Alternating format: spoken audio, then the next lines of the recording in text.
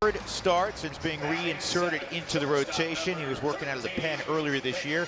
Rockies Choose Go starting pitcher preview is brought to you by Conoco. It's Sensatella against Zach Greinke, one of the best in the game, and he's been on a roll of late. For more, let's go downstairs. Here's Taylor.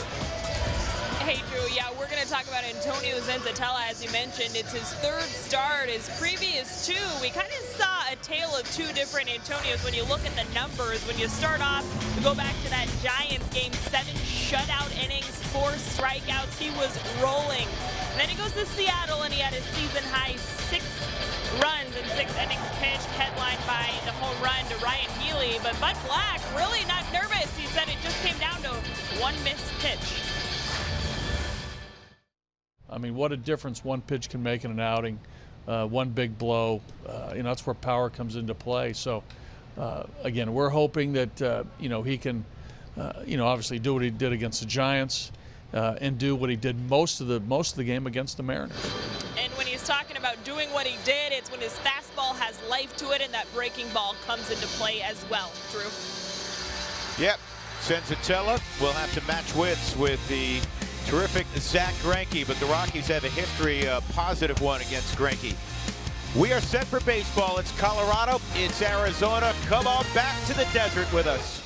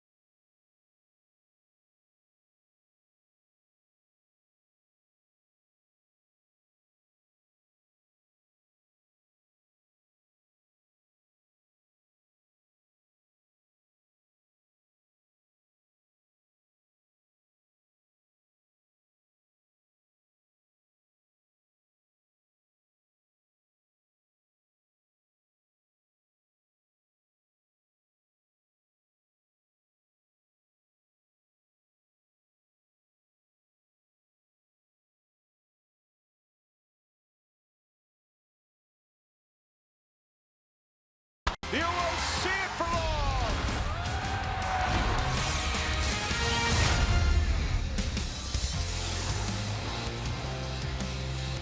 With the win last night, the Rockies have guaranteed themselves of winning 6 consecutive series for the first time since 2014. First time in franchise history. 6 in a row against teams all above 500. The Rockies now 8 north of 500 at 53 and 45. They moved ahead of the Diamondbacks yesterday. Zach Greinke beginning his warm-up pitches. He is 10-5. He was an all-star again this year. The 34-year-old has put together a tremendous career. 182 and 112, a 339 lifetime ERA. And he does everything well. He fields his position well. He swings the bat well. He's a complete pitcher. He really is. And if you think back to the last 6 starts for Greinke, 5-0 with a 1.66 ERA. Fastball is down a bit as far as velocity goes. The curveball and the changeup, good secondary pitches. If you look at the fastball, however, teams are hitting 300 against it.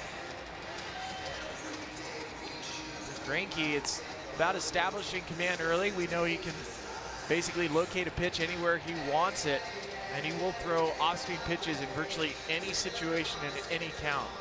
It takes him off of hitters off of his fastball. He's given up a lot of long balls to guys in this lineup. Notably Trevor Story, of course, and Carlos Gonzalez. Here is the Rockies lineup presented by Southwest Airlines. Blackman, Para, Arenado, Cargo, Story, Desmond, Garrett Hampson back in that 7th spot, playing second base with the injury to DJ LeMahieu. Tommy Murphy, star last night, coming off the bench, and he gets to play from the get-go this afternoon. He'll bat in front of Antonio Senzatella. And the Diamondbacks will have Daniel Descalso in the starting lineup today. He'll be at second base. They have been very strong defensively throughout the season. In fact, they have the highest fielding percentage in Major League Baseball. And along with the Rockies, they've committed just 39 errors. That is tied for second fewest in the game. We are glad you are along with us as always. A beautiful Sunday. The roof naturally closed. Temperature is supposed to reach 108 today in the desert, and that generally means inside it'll be about 80 degrees. There's Buddy Black. His team has played exceptionally well for a while now. Last 17 games, I should say, or last 18 games, the Rockies have won 15 of those encounters. First pitch is in there for a strike, and you see 89 up there. One of the differences with Greinke from 4 or 5 years ago, he's not in the mid-90s anymore. That's why location is so important. Here's an interesting stat for you. Leading off the game against Zach Greinke, hitters are 7 for 19, 368 batting average. I wouldn't expect that first batter of the game against Greinke to just get hits off of him, but they do. 2 strikes on Charlie.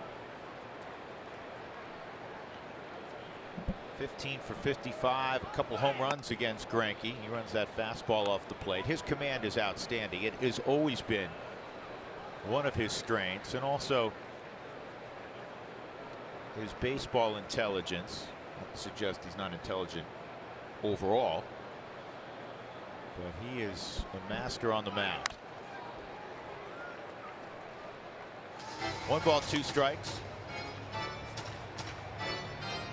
Charlie will bat leadoff, one would assume, for a while. Buddy was asked yesterday about Garrett Hampson leading off at some point in time. He said, let's let this kid get his feet underneath him. But down the road, that's what he projects to. Garrett Hampson is a guy that hits at the top or near the top of the lineup. This is slowly hit to Descalso, and he'll shovel it to first, 1 out. Well, with the win yesterday, the Rockies moved in front of Arizona. They're just a game behind the Dodgers. Now, the Dodgers are well into their ball game in Milwaukee against the Brewers, and they trailed early. Unfortunately, now they lead 11-2 over Milwaukee. They're in the 6th inning there, so it looks like they're on their way to winning their 55th game. But the Rockies are right there. And think back, Spilly, a couple weeks ago, the Rockies were 8 behind, 8 off the pace. They had 3 teams in front of them. And just think back to what the Dodgers have been able to overcome too. The Dodgers were almost 9 games back of the Diamondbacks in May. The Dodgers were 10 games under 500. You don't see that too frequently in a season. A team go from 10 under to double digits above. Remember, years ago the Astros started 15-30 and they ended up in the World Series. I'm not talking about last year's Houston Astros team. It's back in 05. Parra chases up in the zone. Gerardo in the ball game yesterday had a sack and 2 walks. He scored a run. Officially, he was 0 for 2.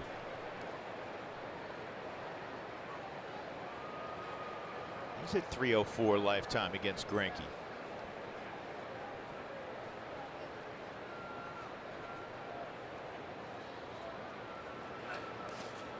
Curveball. 1-2. Boy, the Rockies saw a boatload of curveballs yesterday from Zach Godley. That's his thing. Took him to the 5th inning to get their first hit yesterday. That was the Desmond triple, followed immediately by the Hampson double. First hit of Garrett Hampson's career, scored a run. Provided that spark. You always want to see that with a young player.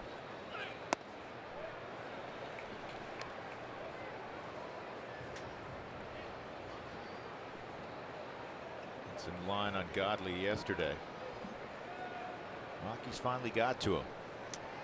They got to him. I mean, the fact that Ian Desmond stealing second base without a throw, I mean, he really exposed what could be an issue for Godley for the rest of the year. Curveball, and this is not foul. 2 balls, 2 strikes. Yeah, you always worry when a guy has the thing. We've seen position players with it. We've seen a number of pitchers. You know, John Lester, we talked about it last night, famously can't pick to first, has trouble throwing to bases. Yet, you know, John Lester's one of the finest pitchers in the game. Here's a good breaking ball underneath the hands. 2 outs, and that'll bring up Nolan. Built for Baseball is brought to you by T-Mobile. The Rockies have hit home runs against Greinke. They've hit home runs this year against the entire pitching staff for the Diamondbacks. A minimum of 10 games. How many they've averaged in 2018 against the Diamondbacks is impressive. 2.1. The only time they were better was against the Reds in '97.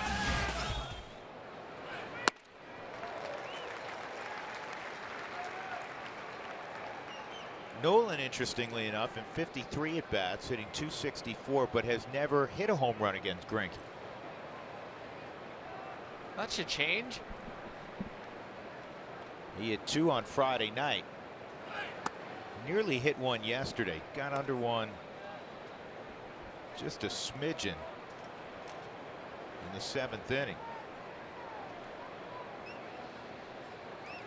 Hitting .345 in the month of July with 5 home runs and 15 driven in.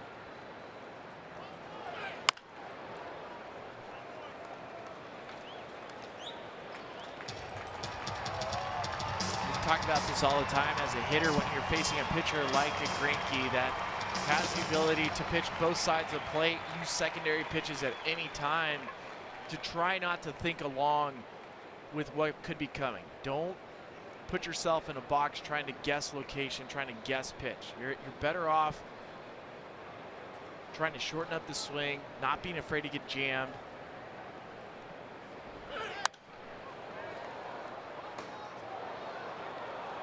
Some pitchers, you know, based on what their repertoire is, it's fastball, curveball. All right, I can look to do damage against a pitcher like that. A guy like Greinke, even though he gives up some home runs, you cannot be looking to do much damage against him. You're going to try to single him.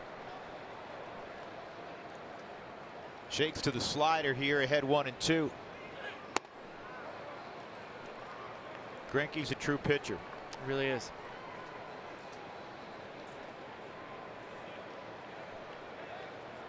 Since 2011. He's leading in win percentage over Clayton Kershaw. How about that? And Max Scherzer. That's a pretty good trio. 3-2. And he works extremely well. Jeff Mathis has become his personal caddy. Mathis behind the plate. Catcher's ERA almost a full point lower than anybody else on the Diamondbacks roster. Sub 3. Mathis has caught all 20 of Greinke's starts this year. This ball down the right field line, hunting that spot where he hit one out yesterday or 2 days ago, but it goes foul. Little nook down that right field line.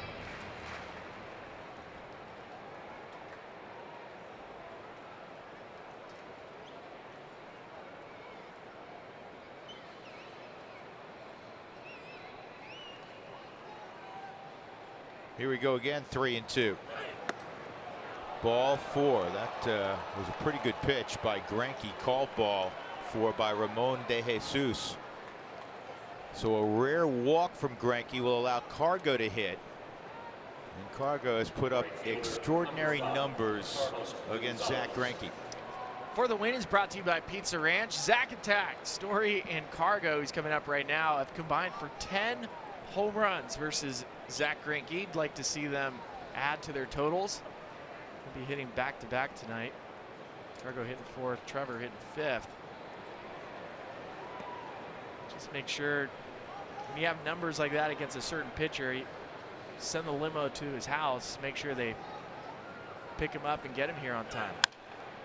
You got a first pitch center cut fastball. Cargo's hit 5 home runs against Greinke. Story's hit 5. A couple other former Rockies on there.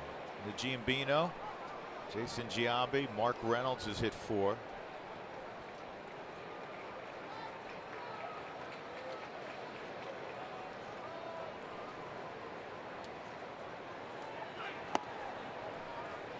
One ball, 1 strike.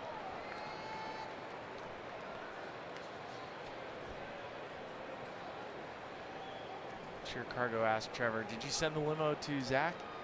Of course I did. You want to split it? Yep. Split the cost with you. This is the 27th start against the Rockies for Greinke. And a dirt ball. Nolan's got to scramble back. He started to move up. And probably it's good that he shut it down. He would have got thrown out. Math is very good behind the plate. He's always been known as an excellent defensive catcher. Subaru Supermo. Looks like Nolan slipped a bit on the dirt. I like that he was looking to move up a base. This is what the Rockies have been doing for the last 3 weeks, Drew, is the aggressive base running. A lot of first to third, dirt ball reads, stealing bases. Playing the game right. That's inside, and it's now a 3-1 count.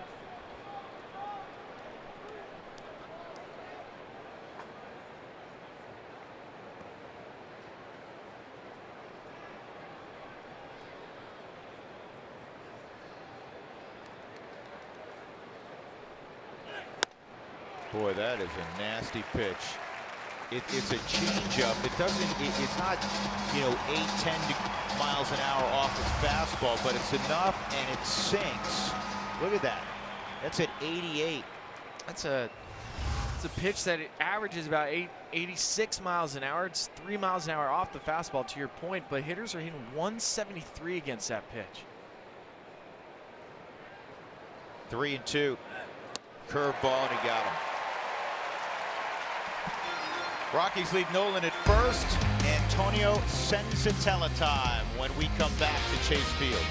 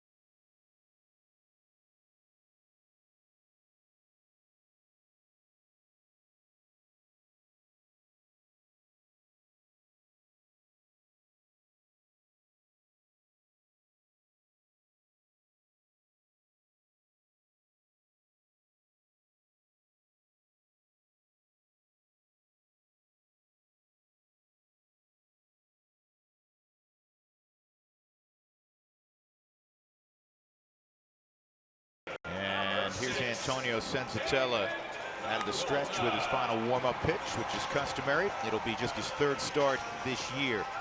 And we've seen going back to last year, Antonio have the ability to throw up a lot of zeros when he's on. It's going to come down to fastball command for Antonio today. This is a Diamondbacks team that has had quite a bit of success against him.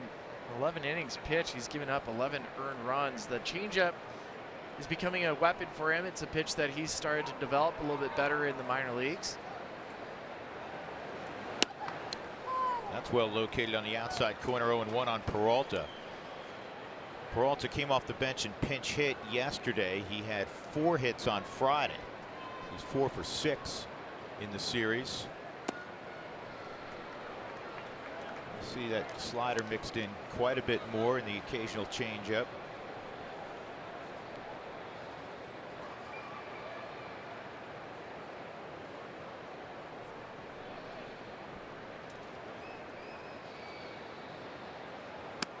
And that's at the knees.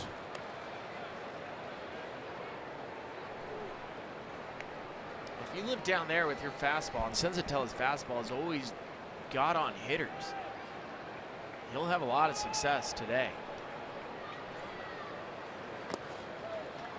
Slider again, 2-2.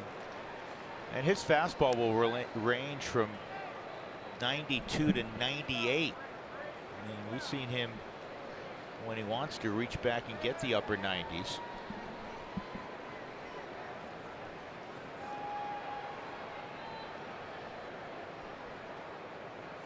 Again, Tommy Murphy handling the catching chores, and this is out in front of the plate. Tommy will throw to Ian Desmond, 1 out. Good start for Senzatella. Here's the Southwest batting order for Torey Luvello. Paul Goldschmidt slides up to the 2 spot. Pollock, Souza, Lamb in the middle. Descalso, as we mentioned, is in the starting lineup. He's hit 9 home runs this year. Nick Ahmed's got more home runs and doubles than he's ever had in his career, and it's just a little after the All-Star break. Jeff Mathis doing the catching, batting 8. Goldschmidt just 1 for 8 in the series. Rockies shift 3 to the left side. Curveball, I like it. Love it. Goldschmidt has a home run against Senzatella, 2 for 5.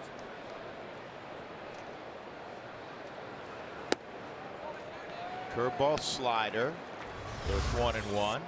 Well, the curveball that Senzatella dropped in there is nice. It's a pitch he uses 1% of the time. If he's going to have that action, he might use it more. Right?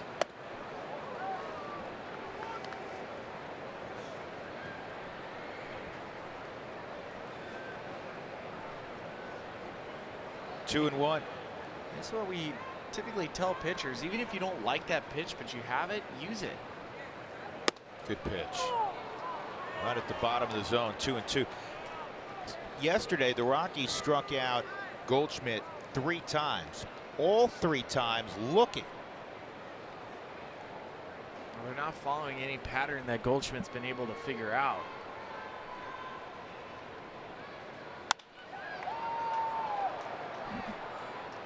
Senzatella's 95-mile-an-hour fastball off the outside corners, fouled away. So even for a hitter like Paul Goldschmidt, right there, he's thinking to himself, all right, they just went fastball away, but they also showed me a first pitch curveball. I know he has a changeup. He also has a slider. Will he throw me fastball in? That's a lot of thoughts. Well, I think it's even more important, Spilly, would you agree, inside the division, because they have greater familiarity with you.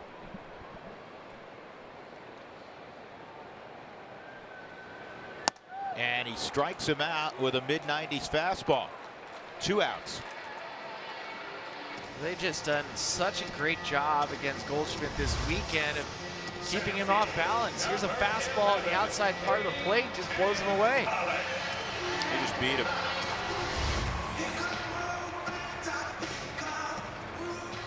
So here's Pollock. The guy that can't figure out how to get out is this guy. He's 5 for 8 in this series. Also a pair of walks. He's scored 5 times. 29-year-old center fielder off the plate.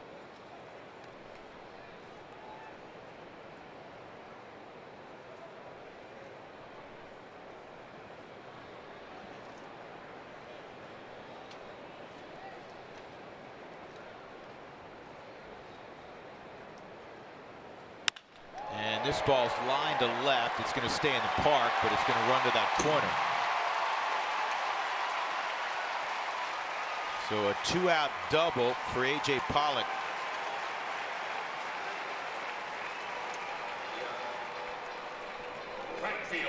Let's take a look at how the Rockies will align defensively. Garrett Hampson again at second base, and it's an outfield of Parra, Blackman, and Cargo. Everything else the same from yesterday, with the exception of Tommy Murphy doing the catching. Chris Iannetta was with the gear on last night.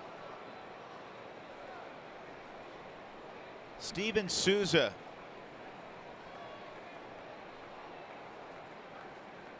He's had 3 hits in the series, drove in a couple last night.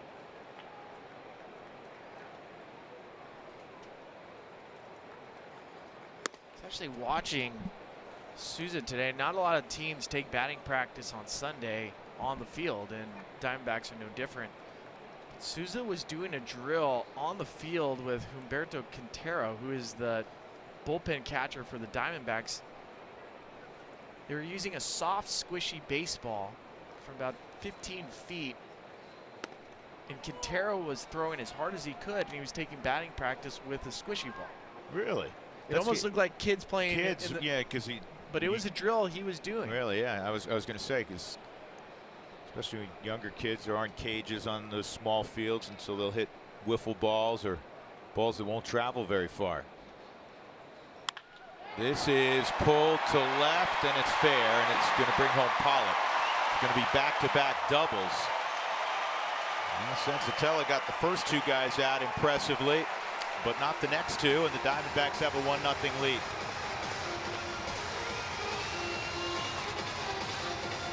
Well, first hitting runs have been an issue for the Rockies as a whole. It's always been an issue for Senzatella. Hitters are hitting 400 now against Senzatella in the first inning. The career ERA close to a 9. The Subaru Super Mauricio spinning slider. Very quiet with the swing right now for Steven Souza. The last 2 games, you've noticed that his approach at the plate is starting to get locked in.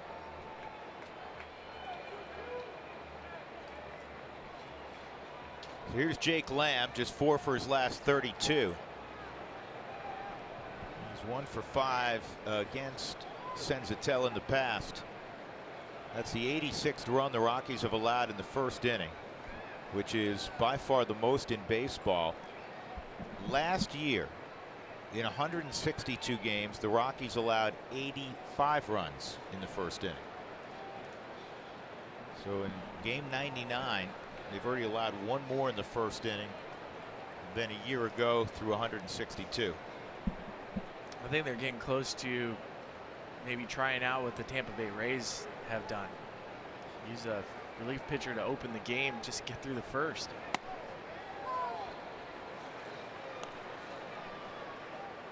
Do you remember there were teams and managers in particular that had the philosophy, because of how important that first run is, to play small ball if you got a guy on in the first inning? Yeah. Jim Leland was that way. They were such strong believers that, man, if you took a 1-0 lead, statistically, the numbers bear out that. Oh, you win close to 70% of the time. Exactly, and for that reason, you've seen managers in the past adhere to that philosophy. Now the Rockies have done a great job of counterpunching this year. We've talked about that a lot. Of erasing early deficits. I mean, you're talking about a team that's 8 games above 500, yet 86 times have allowed runs in that first inning. So they're doing a lot of things right, but Buddy Black would like to see that number diminished considerably over the final 63 ball games. 1-2, and on the ground to Hampson. In the inning, a pair of doubles with 2 outs, and the Diamondbacks have a 1-0 lead as we go to the second. Trevor Story coming up.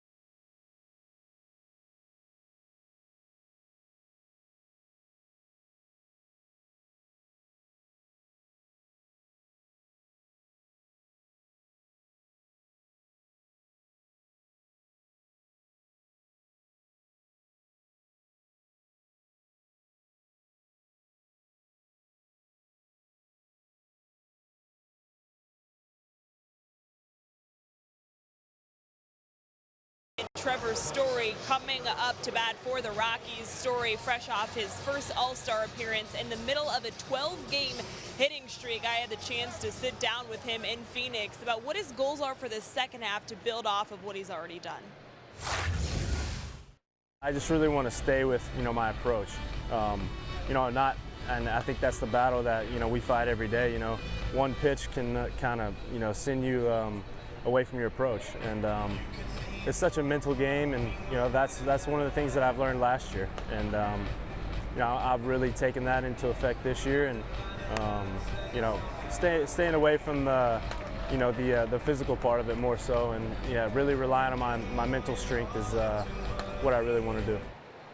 And when he's talking about his approach, some of the huge improvements we've talked about, you guys, is the pitch recognition and strike zone awareness that Trevor has just improved significantly on this year. Drew. And the numbers certainly bear that out. He's swinging out of the zone far less than he did a year ago. The strikeouts are down considerably, down quite a bit, as we've pointed out many times since the month of April.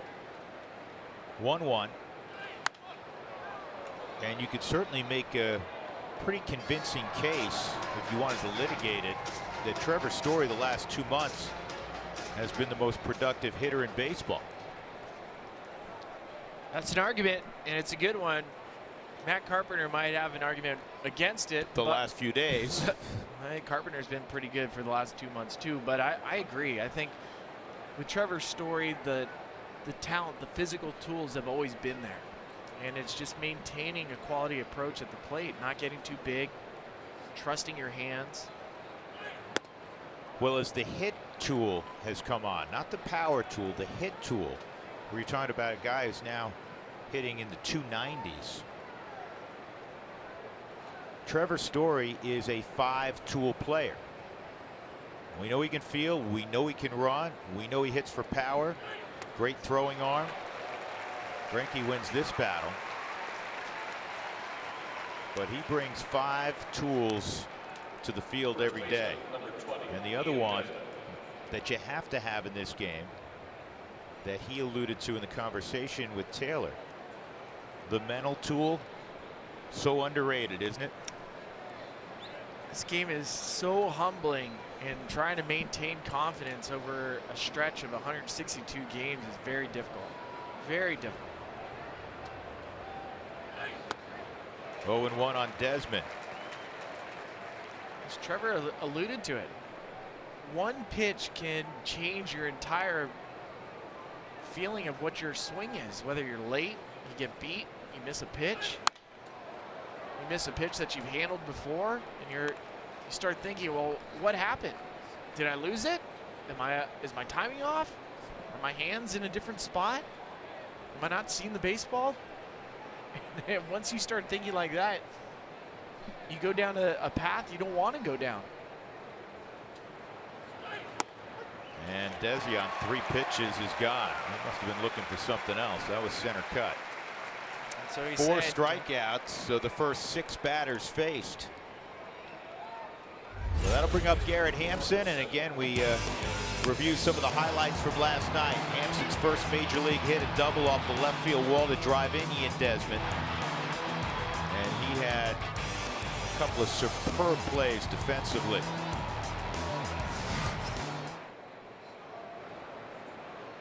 He walked later on in the game. This ball's lined to right field, but it's right at Steven Souza. That's the hardest hit baseball against Greinke so far. 1-0, middle of 2.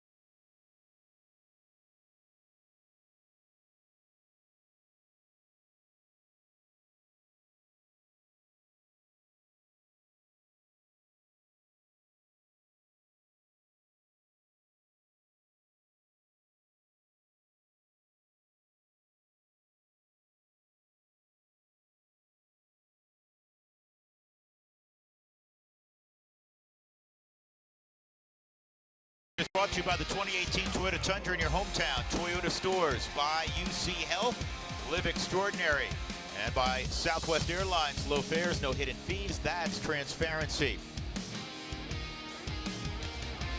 July day in Phoenix, Arizona, just underway. We go to the bottom of the second inning. The Diamondbacks back-to-back two-out doubles to get a run against Senzatella. Drew Goodman, Ryan Spilborgh's Taylor McGregor, and that's Daniel Descalso taking strike one.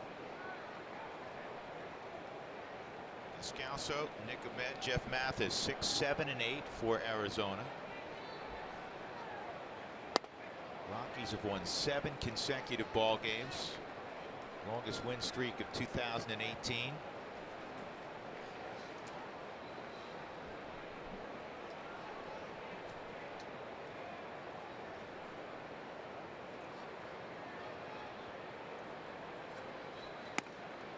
And that's in there for a strike.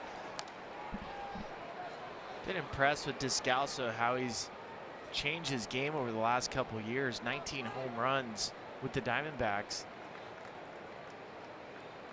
And you start hearing about guys trying to make sure you elevate the baseball. That's something Descalso has been trying to do. And I think so often we hear this launch angle. It's not about launch angle. It's about understanding what pitch allows you to put the ball in the air. And even if you talk to Descalso, he's saying, look, I'm looking for certain pitches that I can elevate. This is in the air to shallow right. Cargo comes on, makes the catch. Nick Ahmed coming up, join in on the conversation this afternoon. Your thoughts, comments, photos welcomed at Twitter. Include the hashtag Toyota Talk.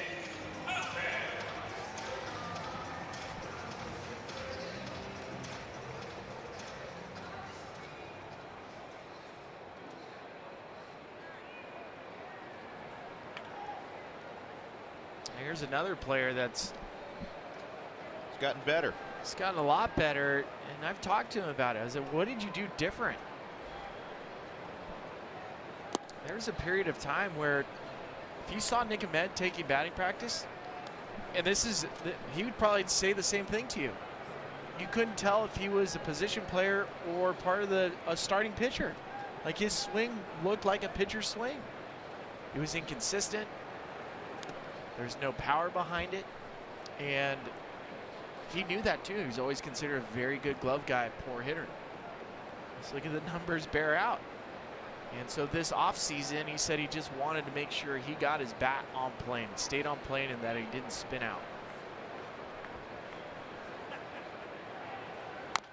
Yeah, it's interesting because if you look at those numbers, everything's the same except slugging percentage, and we don't have it on there. On base percentage is similar. He's not hitting for, tremendous average, but now you're aware when he comes up, he may run into one, and that's, that's a huge difference.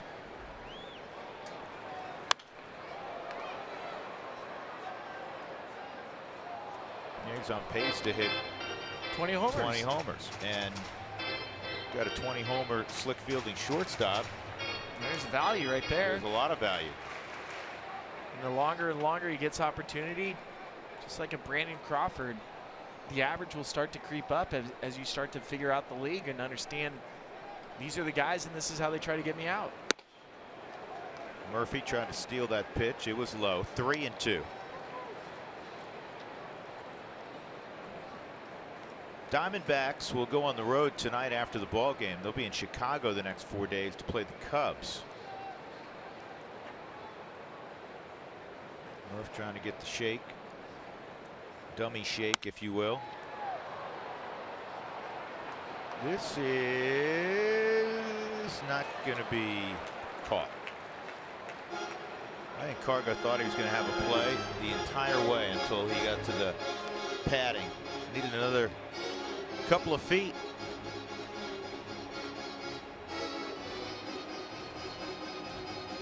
It's funny you call it the dummy shake. There's 7, 8 players in Major League Baseball history whose first name was Dummy. That had to be something Doug passed along. No, I actually had this conversation 2 days ago. 8 guys named Dummy. Yep, Dummy Deegan, Dummy Hoy, Dummy Leitner, Dummy Lynch,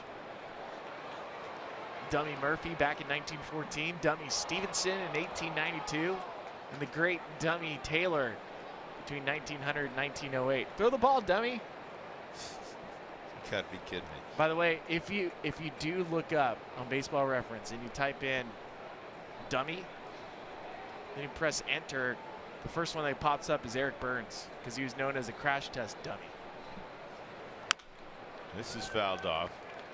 Any sort of nickname like that gets Doug way off track, because now he is going to spend the next 3 innings researching all the dummies, you know, other guys with nicknames of a similar vein.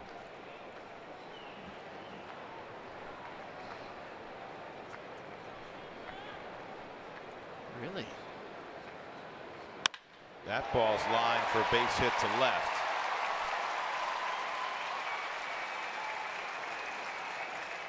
So a 1-out single by Ahmed. Antonio Senzatella was on the disabled list because he had a blister issue, you may recall. He was reinstated. To get him on the active roster, German Marquez was placed on the paternity list. He's flown down to Venezuela to be with his girlfriend, who is with child. So German will be gone for a few days. And then to get German active again, there'll have to be a move as well.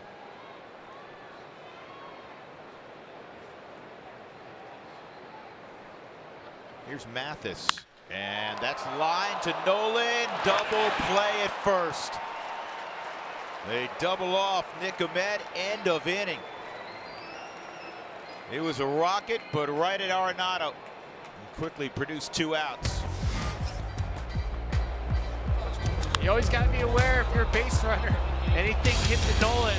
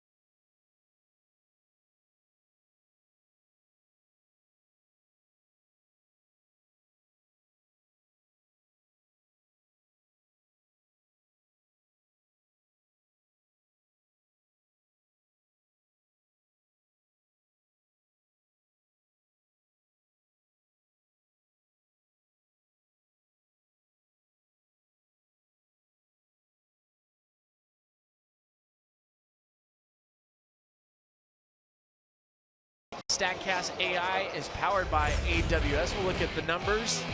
First pitch, hanging split finger from Hirano. Tom Murphy, exit velocity 110 miles an hour. Projected distance 410 feet. So good to see when you're having your bench players come off and provide impact. We talked about it in the open with Raimel Tapia, Tom Murphy yesterday. Back-to-back games with pinch hit home runs. And it just brings that group of guys to the field excited. What am I going to get to do today? Got to have all 25 contribute. Good teams all see that throughout the season. And as you described, the Rockies have witnessed that firsthand the last couple of days. Murphy sends a tell, and then the top of the order, and Charlie Blackmon.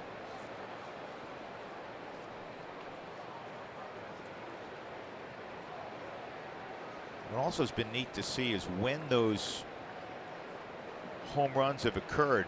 One of the themes of the first 2.5 months was the fact that the Rockies didn't score much after the first 6 innings. Haven't checked in a while, but at one point the Rockies were last in baseball in many significant offensive categories 7th inning on. Well, a lot of these big blows that we're talking about in the month of July have happened late in games.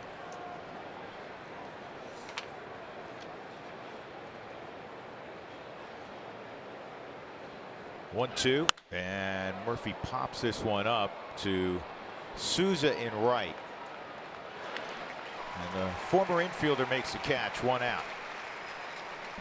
Let's take a look at that play that ended the inning from Nolan Arenado. Get the Subaru StatCast numbers. Arm strength threw about 80 miles an hour, 109 feet across the infield. The exchange, it's what's so impressive. It's less than a second. He's already expecting the exchange while he's in the air. And that's 80 miles an hour, just getting it out of the glove and flipping it across. That's not a crow hop, a wind up, because I guarantee you, when he has the opportunity to get behind the baseball, it's going across the infield at 95, in that neighborhood.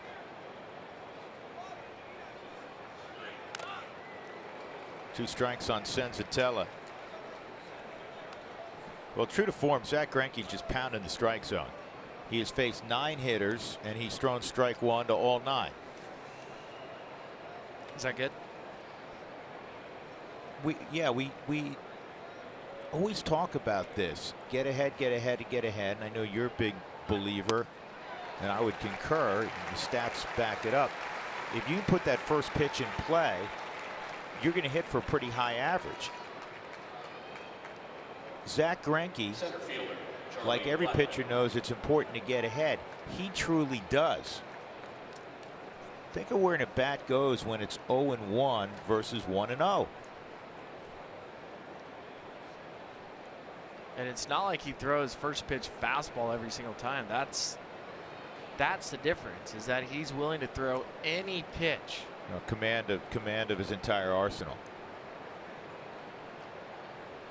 Charlie grounded to second his first time up, and that's 10 out of 10.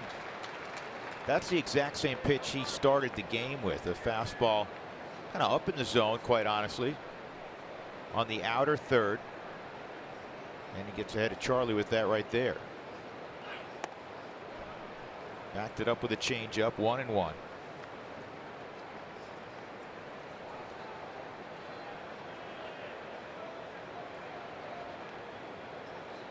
Charlie primarily a pull hitter.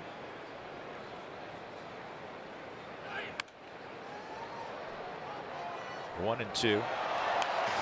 There was RBI double yesterday, went to left center field. Charlie was 1 for 4 and a walk last night. He's on base 3 times on Friday, a couple of hits and a walk, scored 3 runs on Friday. And now a 2 strikes, Lamb and Ahmed flip-flop.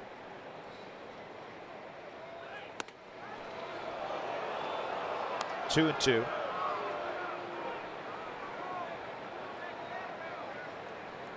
Major league average, when you put that first pitch in play, is 339. I don't think there's a player in the game that wouldn't take a 339 average. Maybe Jose Altuve. And this ball is hitting the air to center field, and it's a 1-2-3 inning for Greinke. The Rockies without a hit. He went to the 5th inning last night without a hit against Godwin.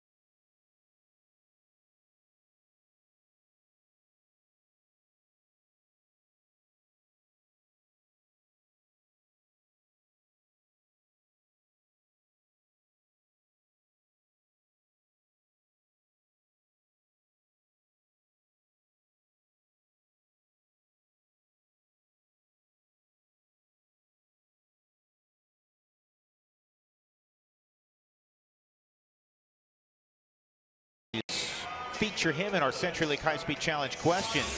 Last night was a blast watching his debut. It was an impactful one, so we asked what was your favorite part of his first ball game. The RBI double, a couple of great defensive plays, or just seeing him enjoy the family after the ball game. What a special moment.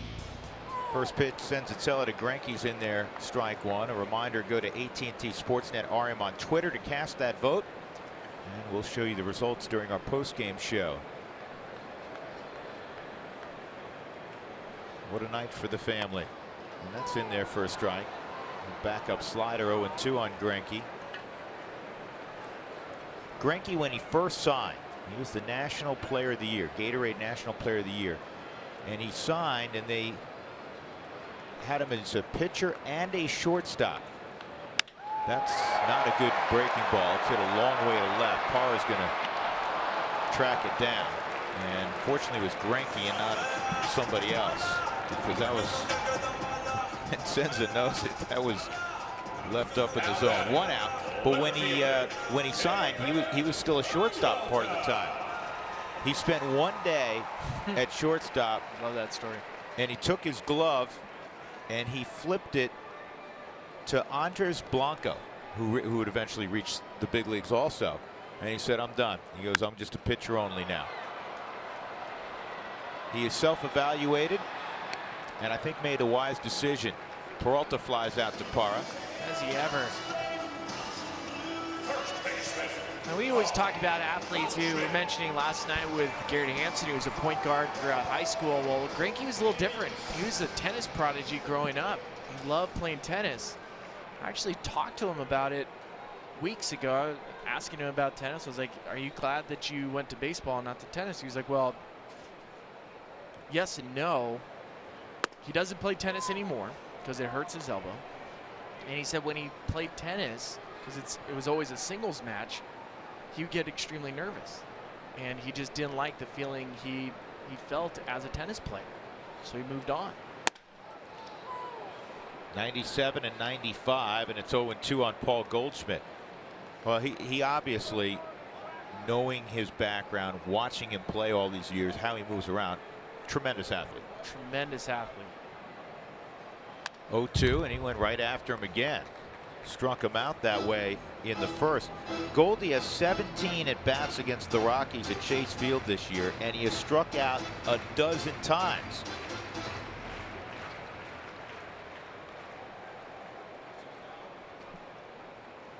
Two outs, and Sensatel is ahead 0-2 right now on Goldschmidt.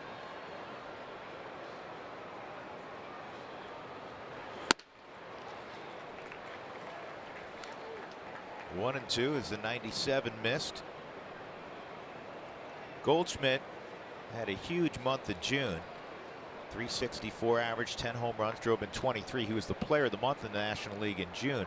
Amazingly, that's the first time he's ever won a player of the month award.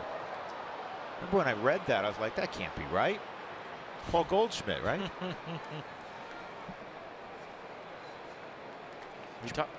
How about Mike Trout went, what was it, 3 or 4 years without getting a player of the week? He backed up that big June with what has been a really good July.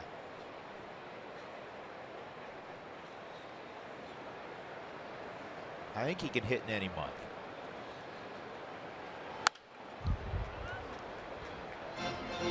That's fouled off again.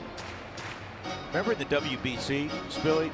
It was for Team USA, gold medal winners.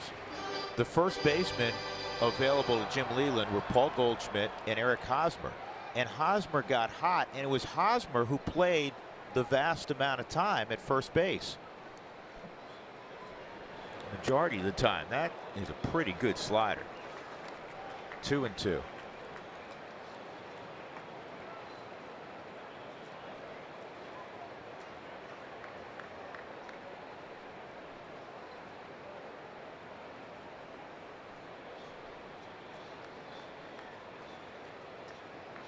He wants to throw the slider again, had a good feel for it. And that's strike three. It was not where he wanted it to be, but it locked up Goldschmidt, and that is the 4th time he's been caught looking in the last 2 days. He has struck out 5 times over the last 48 hours.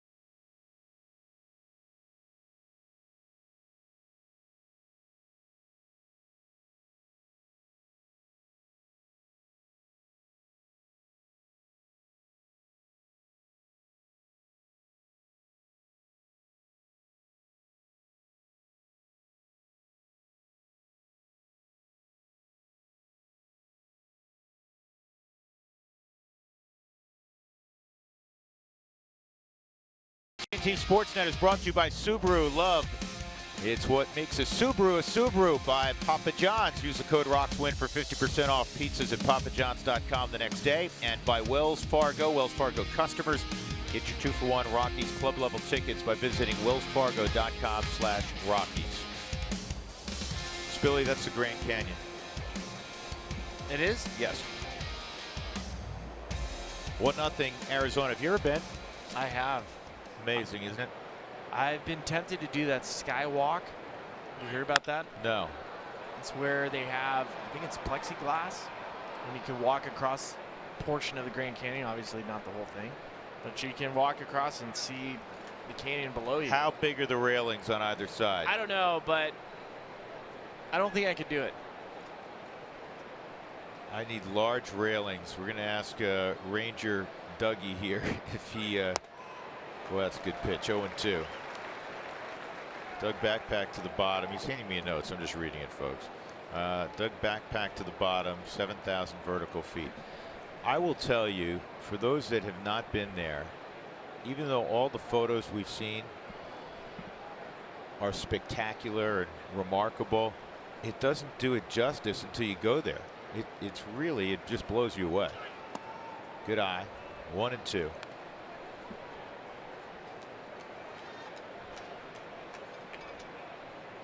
Camp there, Doug, at the bottom. He did? Ranger Rick. Curveball. And Greinke thought it was strike 3. And I think Gerardo honestly thought that was strike 3 also. He may have bought a new life from Ramon de Jesus. Yeah, that's a great pitch. You always know when a hitter feels like, ooh, dodge one there. He starts kicking dirt, preparing for the next pitch. Like, yeah, that was way off the plate. That was 64 mile an hour.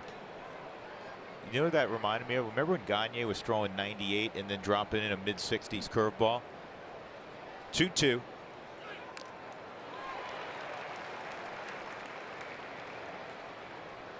.64 mile an hour. They have it listed as an ephus pitch, which is great. It's hard to produce that with the same arm speed. Doug, you're going to have to explain to me how they came up with the name ephus. Just put him in 7th heaven again, didn't you? Mm-hmm.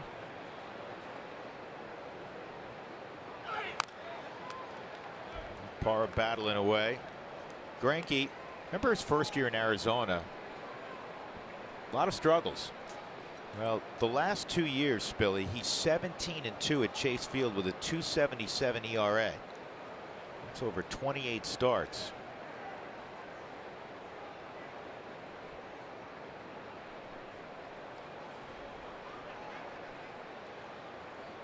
Rockies looking for their first hit. And another pitch that Parra sees well, and it's 3-2. All-time 28-9 with a 339, but the first year, a little bit of a rough ride for him. It was. But he just provides the Diamondbacks with that stopper. For the Diamondbacks, every time they take a loss and Greinke throws the next day, the team is 5-2. Especially this is for 2018. Last year in 11 starts after a loss, he went 8-2. The other thing, he's been really tough on the other 4 teams in the NL West, whether he's playing for the Diamondbacks as he is now or when he was with the Dodgers. He's 41-16 entering this year against the NL West.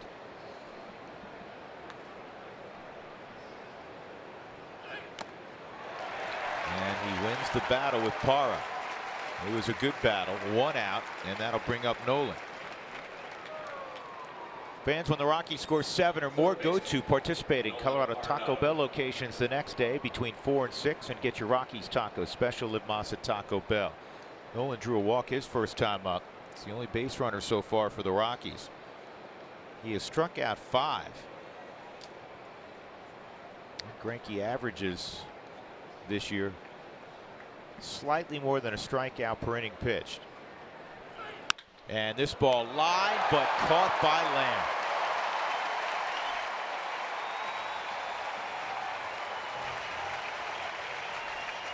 Well, Nolan turned a line drive into a double play earlier in the ball game, and now he gets a hit taken away by his counterpart, Jake Lamb. Well, bat flipping in Major League Baseball has become a thing. Check out this one.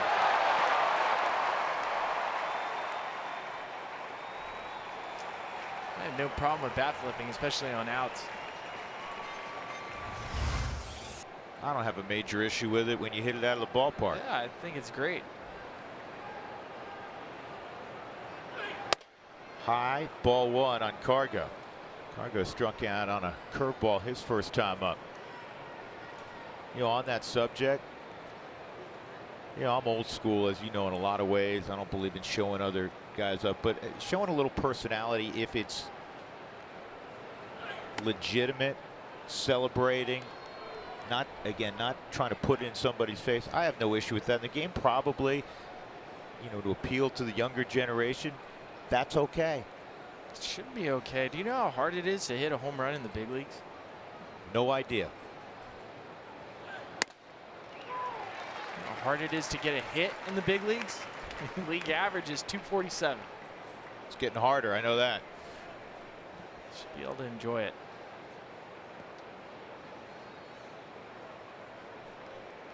Two balls and a strike on Carlos.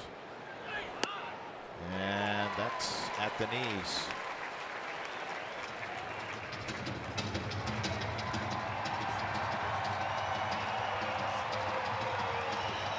They're the good numbers that Cargo brought into the yard against Zach Greinke.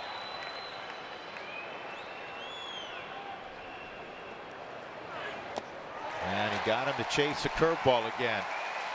Greinke has not allowed a hit through 4 innings, but the Rockies are down just a run.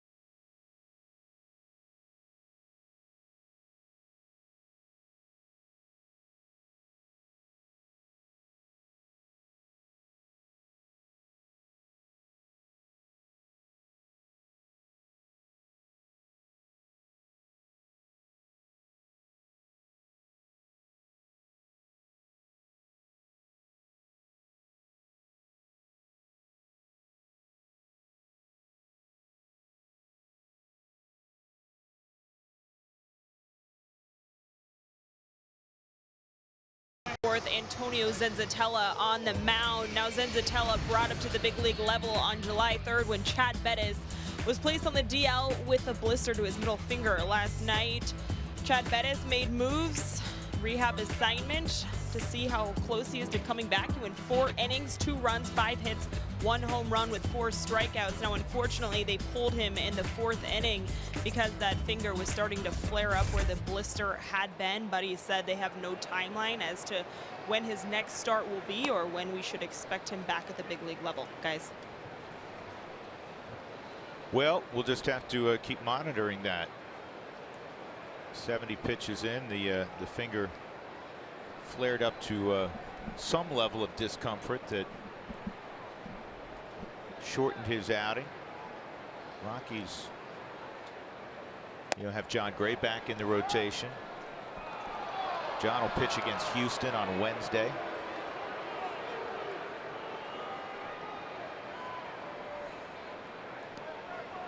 One ball, one strike on Pollock. He doubled with 2 outs in the first, and then Steven Souza right behind him pulled a double into that same left field corner, and that's why the Diamondbacks have the lead. 1 run, just 3 hits against Zenzatella. The Rockies have not figured out Zach Greinke at all as of yet. 4 innings for Greinke. He's not allowed a hit, and he struck out 7. Well, I can only imagine, going back to Chad Bettis with the blister, how frustrating that has to be. Physically, you feel great. Your arm's fine.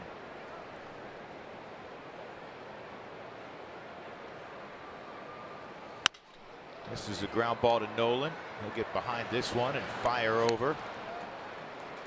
1 out.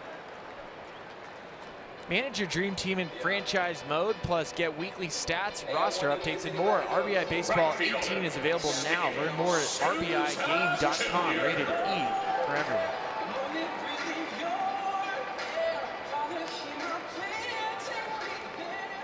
Well, next week will be interesting for the Rockies in a number of ways, and for all teams in baseball in a number of ways. Rockies on the field will play Houston and in the middle of the week, and then they'll welcome in a team they don't see very frequently in the Oakland A's. Not that they see Houston a ton, but they see them a little bit more because of, for a while there, it was Texas, Houston each year, home and away. Trade deadline's approaching. There's more rumors out there. Probably 98% of them have no merit behind them. None whatsoever. That's why I'm always big on just sitting back and seeing what happens. It's like with the Machado thing. There's a strike. One day you'd open up your Twitter account and you'd see he's definitely going to Philadelphia. Yeah, they're leading the route. They're leading the way. What do you mean they're leading the way? Somebody in their organization called, yeah, right now we have Philadelphia with the best package. That's strike 3, and Souza's gone. 2 outs. Is it like some sort of race we can't see? It's just so much speculation, and with Twitter and with. The problem is everybody's in a rush to be first instead of being accurate. And I never recall saying, boy, I always followed this guy or this television news channel because they're first. Everybody has it once it happens within moments of somebody else. Be accurate.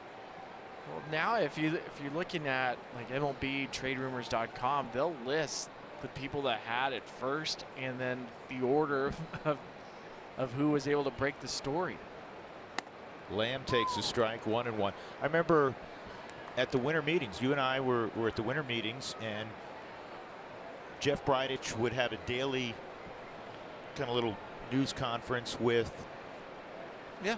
You and me, and I think Patrick Saunders was there, Thomas Harding, some of the media that cover the Rockies on a day-to-day basis. And there was one day that somebody had written that it's a done deal.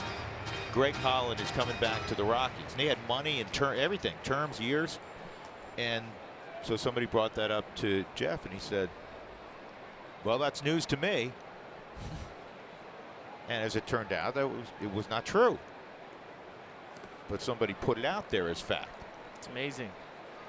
And the Rockies, they've played a lot of the moves very close to the vest. We often don't hear anything until the deal's done. And that's the way it should be. That is absolutely the way it should be.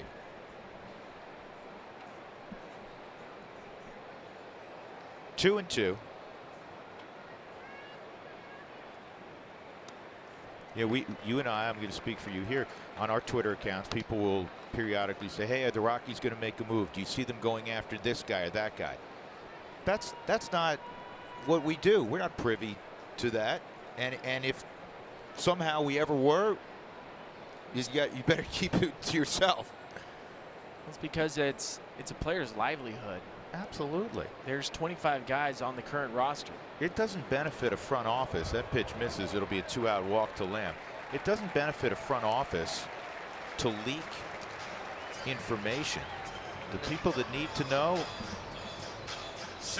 they know, and in time everybody else, if something happens, will know. And that's the aspect that you always have to remember is these athletes are humans. They have family members, they have wives, they have children, they have kids in school sometimes. They have family members that are concerned, where are you going to be? And so a trade rumor, does that mean this guy's spot, he's not going to be in the major leagues anymore if they're going to add this player? And now you come home to a household where your wife is like, are we getting traded? This is going to sneak through, and Lamb's going to go first to third.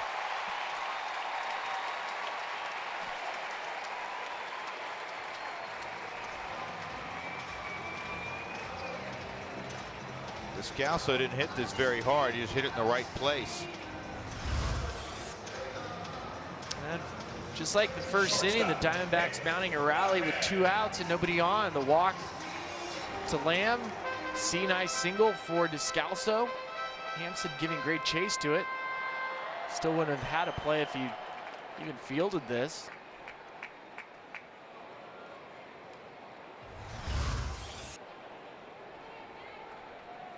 So now Nick Ahmed against Senzatella, who got the first two quickly, Pollock and Souza.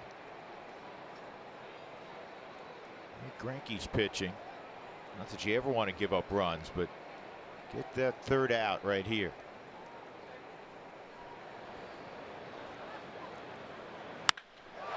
Line to Parra. He can't get it. 1 run is scored. Descalso is going to come home. He'll score. Heading to third is Ahmed, and it's a 2-run triple. Now 3 2-out runs in the game for Arizona. And all 3 are hit virtually the same location. They were pulled breaking balls left up.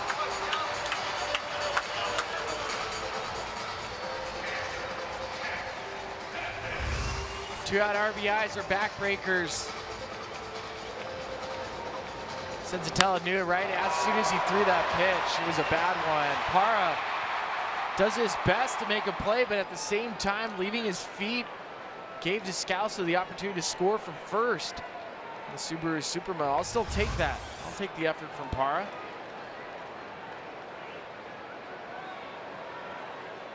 To me, it was worth the risk. You make that diving play, you save 2 runs.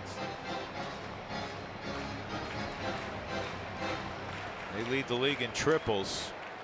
That's a big blow. 2-out runs seem to really push the ouch button more than something that happens prior to 2 outs. And seeing eye hit by Descalso. It snuck through, painful to watch. Well, he pointed out that this infield is fast.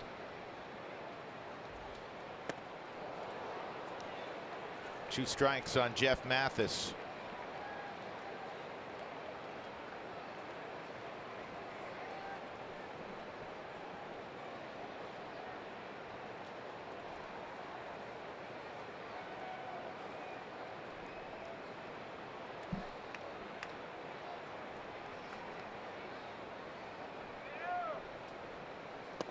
And that's a good breaking ball. That'll end the inning.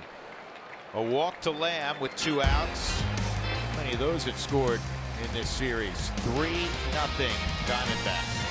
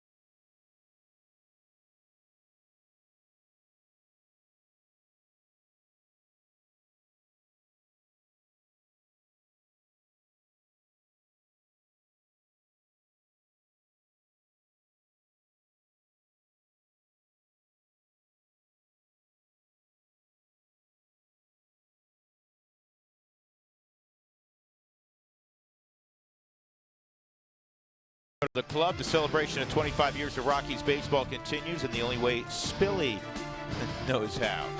From his antics on camera when he was a player to his move to the broadcast booth, Spilly relived some of his best off-field moments. I didn't know this, I'm just reading this, in Rockies history. That's today after the game on the club. What do you have in store? On the club, it's a show about me. I mean, what better show could it I mean, what you talk about a chance to have ratings just skyrocket. Yeah, I mean, a show just about you. Look, I'm an extremely humble person, and I forced Ryan Morrison. There's a lot of that going around. Yeah, I made sure that Ryan Morrison was to make an entire show about me. Just one? I mean, not a multitude of shows just about you? I feel like the club is, you know, look at Holiday in the background. By the way, it took a lot of effort to get Holiday to go to SeaWorld to do this, and it still ranks as one of his favorite things he's ever done. Why did it take him so long? I don't know. Holiday wasn't sure about what I was trying to get him to do. So it had more to do with you than SeaWorld.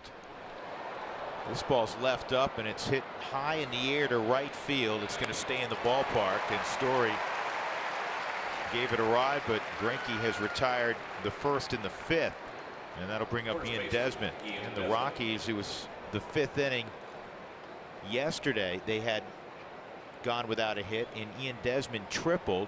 Garrett Hampson behind him doubled. That's how the Rockies got their first couple of hits, their first run. See if Desi can relive last night.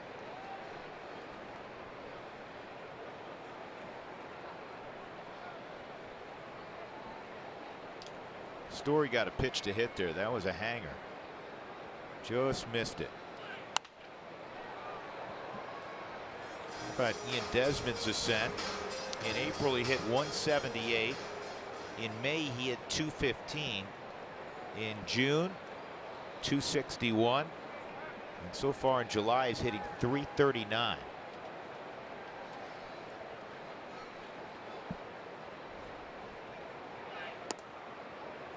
One and one. Caught looking his first time up. How about this for Zach Greinke? Started everybody in the lineup with a first pitch strike through 5 innings except for Cargo. One guy, that's it.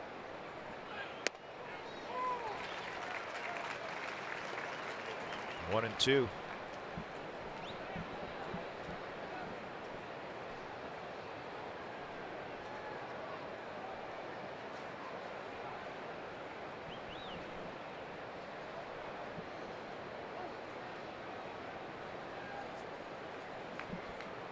Sunday, for whatever reason. Remember a couple years ago, the Rockies really struggled on Sunday.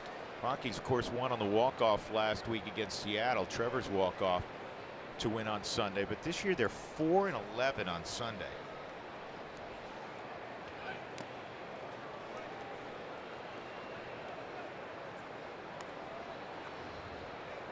4 and 11 on Sunday. It's not even fantasy football time yet. Which can be a major distraction in Major League clubhouses. It can be for sure. Zach Greinke, huge fantasy football. 2-2. This ball's hit a long way to right, and it is gone. Home run, Ian Desmond. Yesterday he went triple for the Rockies' first hit in the 5th. This afternoon he goes home run, and it's 3-1. And that is his 19th of the year. Second baseman. The 2 strikes for Ian Desmond, shortening up his swing, and now for Zach Greinke. That's 17 home runs given up on the season. Ian knew right off the bat. Steven Souza gave great chase. Almost ran straight through that chain link fence to rob Ian Desmond. Here's Hampson. He takes a strike. Hampson lined the ball to Steven Souza his first time up. A couple of loud outs in the ball game. Hampson, Nolan Arenado's line shot that Lamb made a fine play on.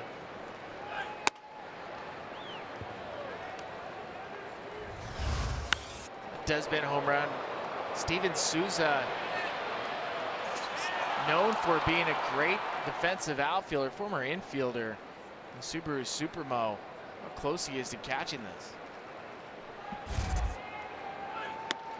That's a strike on the outside corner. 1-2 on Hampson. 19 home runs for Desmond.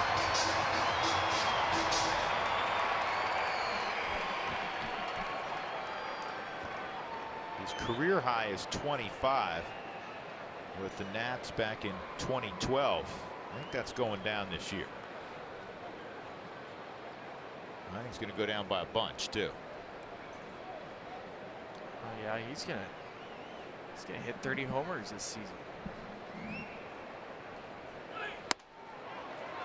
Called strike 3 off the plate.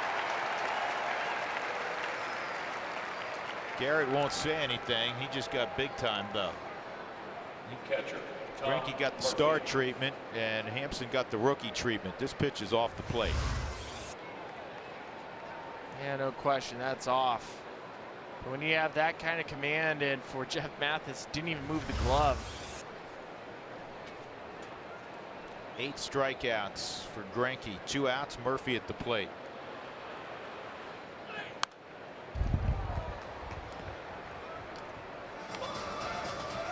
Well, the Rockies are firing first pitch because he's throwing them for strikes. It's just been hard to put it in play. He's only not thrown a first pitch strike to 1 batter today. It's amazing.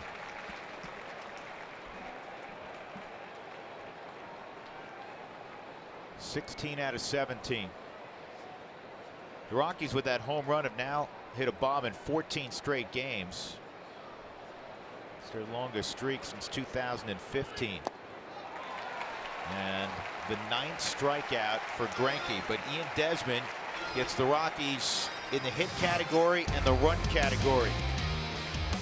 19th of the year, 3-1 Arizona.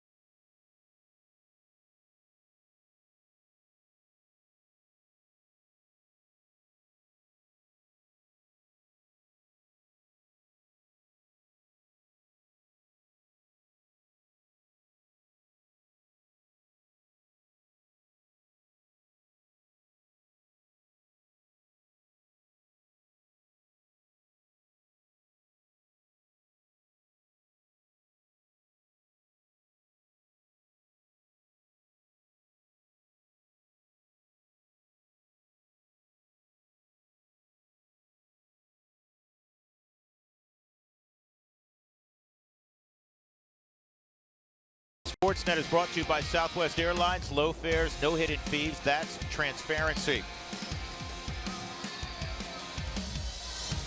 3-1 Arizona leading. The Rockies have a 7-game winning streak. As we go to the bottom of the 5th inning, Greinke will lead off in the top of the order against Senzatella, Drew Goodman, Brian Spilborghs, Taylor McGregor. Rockies will have off tomorrow and then get ready for the world champion Astros. It's a Texas two-step. They'll be in town for just a couple of days. And then the A's, the surprising A's, just loaded up another arm in that very talented bullpen of theirs. They got Juris Familia from the Mets for prospects.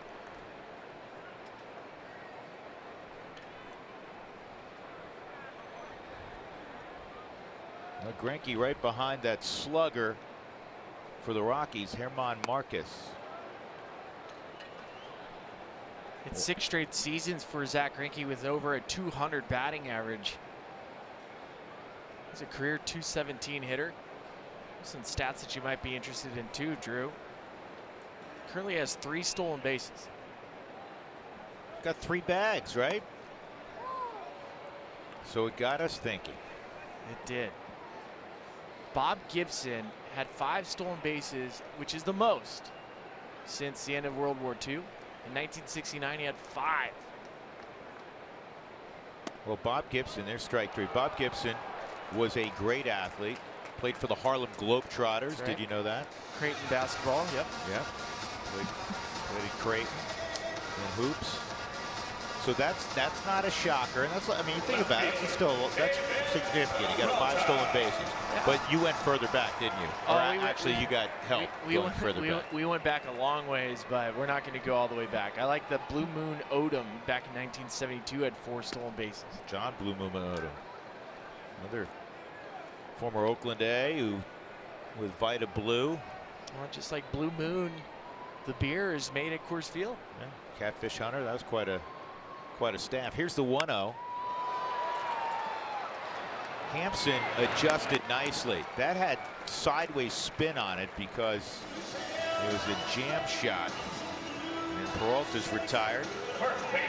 Got to have soft hands to make that play. Hampson does.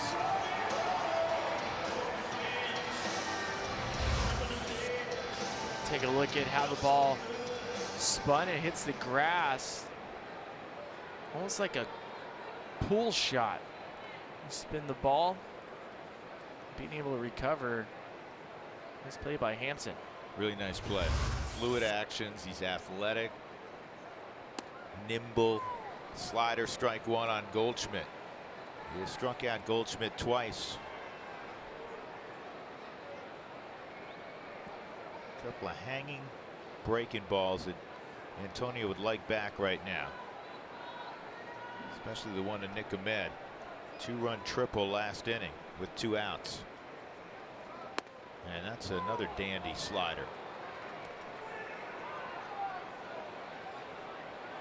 And that's part of the growth for Senzatella, is figuring out how to make sure those secondary pitches work. He's never had a great secondary pitch. And he strikes out Goldschmidt again, who looks really lost at the plate. Strong inning from Senzatella. We'll go to the 6th. The Rockies within 2.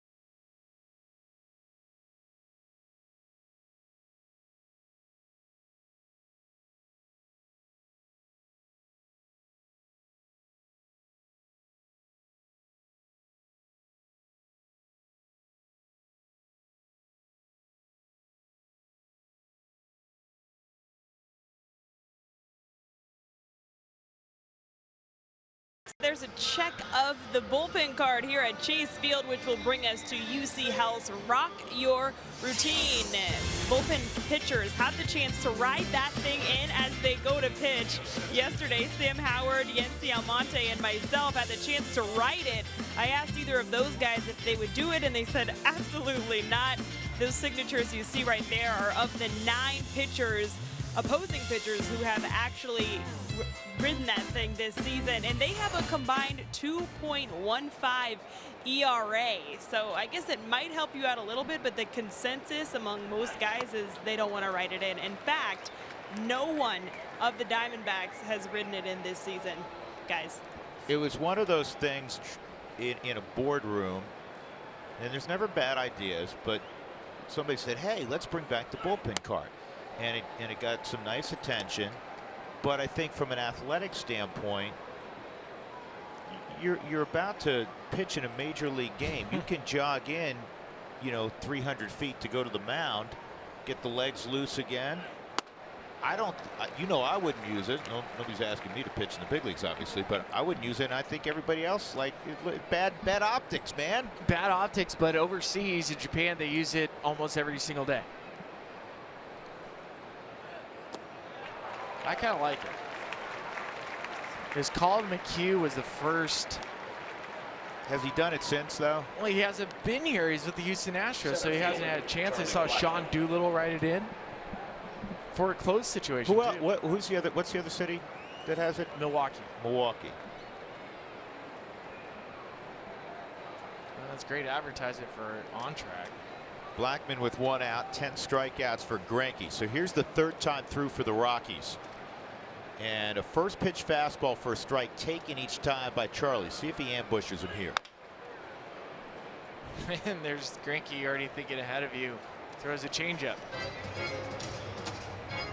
You can't play the cat and mouse game with that guy. I would not want to play chess against Zach Greinke. Yeah, he was thinking right along with Charlie Blackman. We'll give him another first pitch fastball.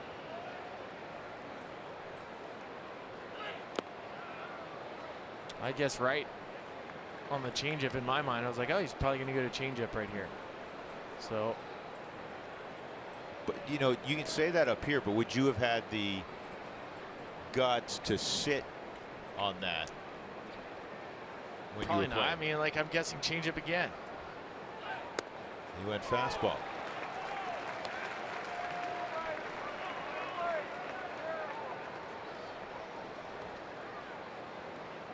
One and two. And the beauty of this relationship between Jeff Mathis and Zach Greinke, you rarely see them shake each other off. Talking to people, I know that they have signals to each other with how he's standing, how he touches the glove, so they can be on the same page in between pitches.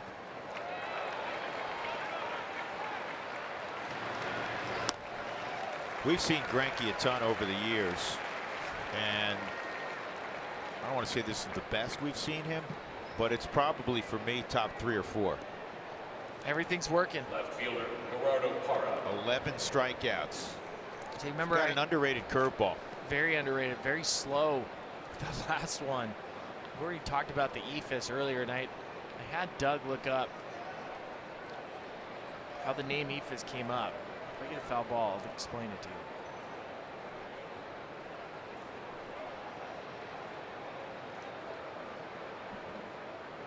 Parra had a good battle with him last time. He ended up striking out. He struck out twice against Greinke. His 11 punch-outs are his season high.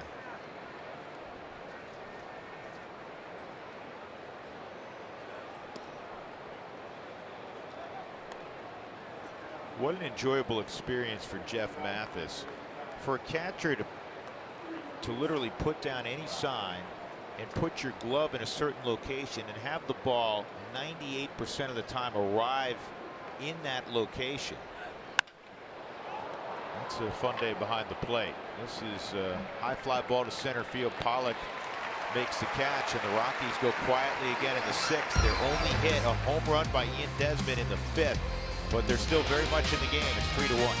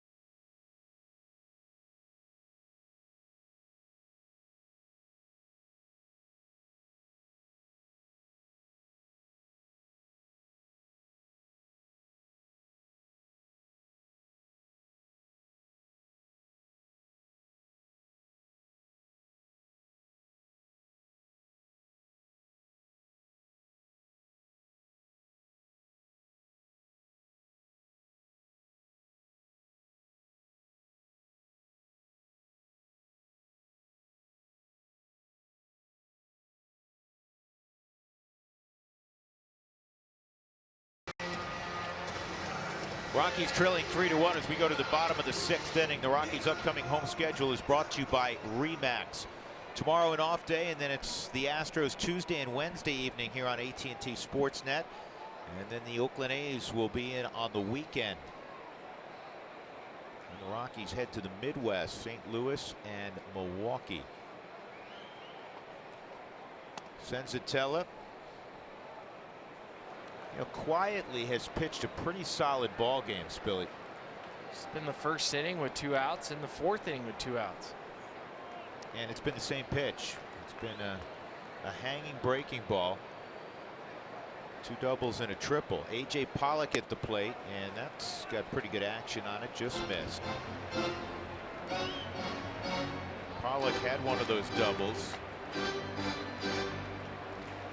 Doubled, and then Souza doubled in the 1st inning to bring him home. Pollock grounded to Nolan his next time up. Pull hitter, and he pulls it to Nolan again. Nolan's so good with footwork.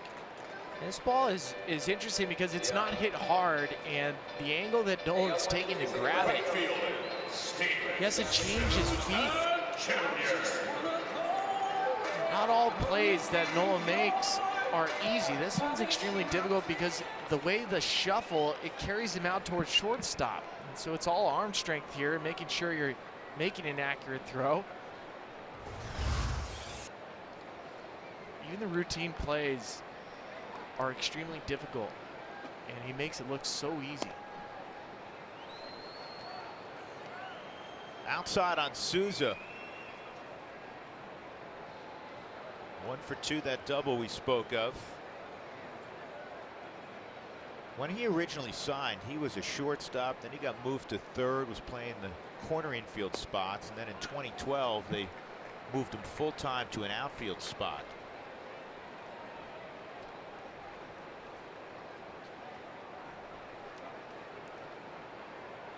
Well, Souza will tell you, when he was coming up through the minor leagues, self-admittedly, he was a terrible teammate. Too many guys stand up and raise their hands and say, yep, I was a bad teammate. And he'll tell you that. He went through a period where he said, look, I was extremely selfish. I wasn't a good teammate. And one of his teammates in the Nationals organization pulled him aside.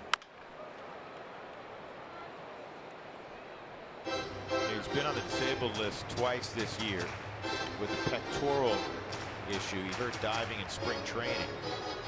And he kind of re-aggravated at one point, so that's why he's been on the DL twice. Missed a ton of time. He's been on the DL in his career, which began at the major league level in 2014. 14 times he walks there. 14 times.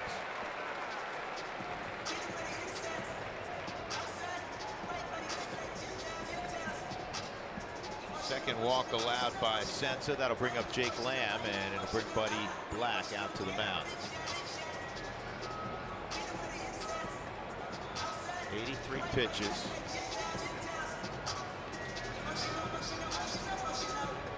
Senza will fist bump his teammates, and he'll jog off. So 5 1/3 of Antonio Senzatella.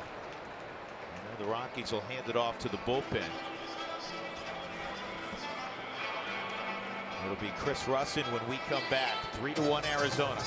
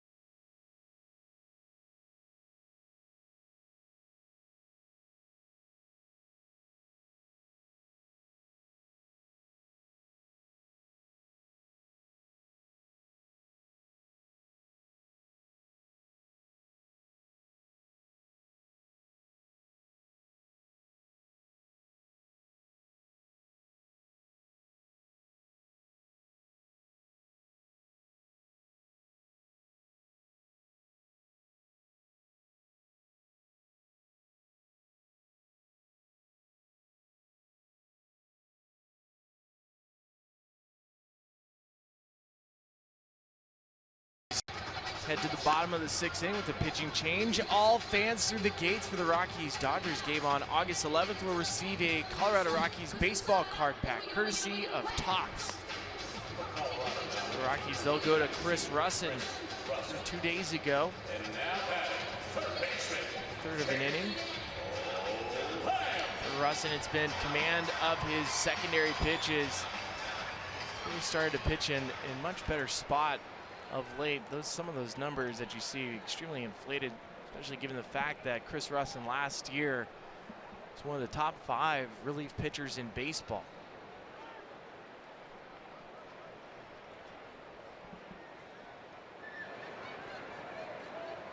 A couple lefties approaching, and Lamb and Descalso.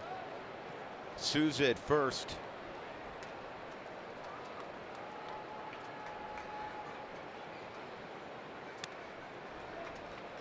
Well inside, ball 1.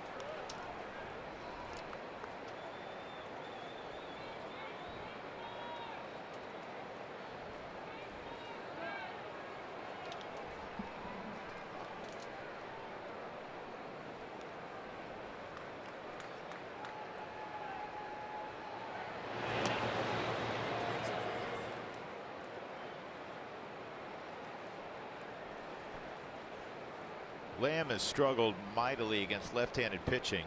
Just a 144 average a year ago, and this year it hasn't improved much. He's at 182.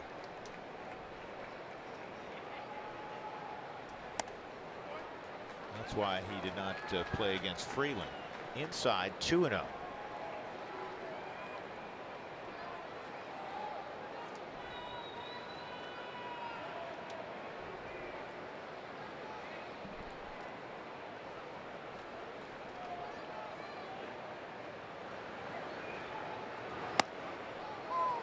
That's a strike. 2 balls and a strike. Crowd of 32,985 at Chase Field this afternoon. Had well over 40 yesterday for Jake Lamb bobblehead night.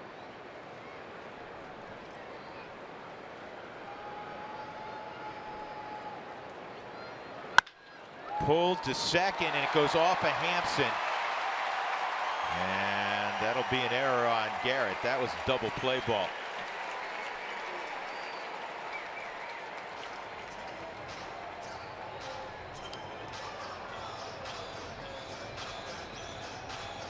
See if it takes a bad hop, but 2 nights in a row, that double play opportunities for the Rockies were unable to turn it. Looks like it does take a awkward bounce and then hits right off of his top hand.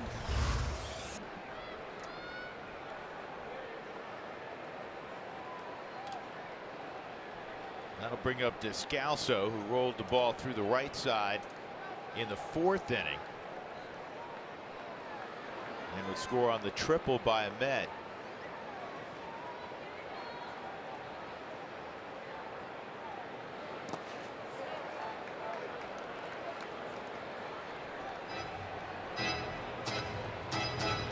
It's the 40th error the Rockies have made this year. And they came in tied with Arizona for the 2nd fewest errors in Major League Baseball.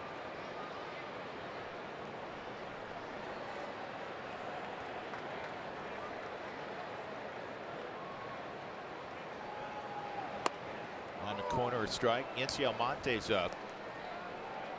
After Daniel comes a couple of right-handed hitters. And a year ago, Chris Russin, lefties, righties, multiple innings. He's still trying to get back on track, and he's been not exclusively, but a little bit lately more of a matchup guy. He really has. Well, the matchups for righties right now, hitting .317 against him. Change up, 2-1. Lefties hitting 100 points lower than .217.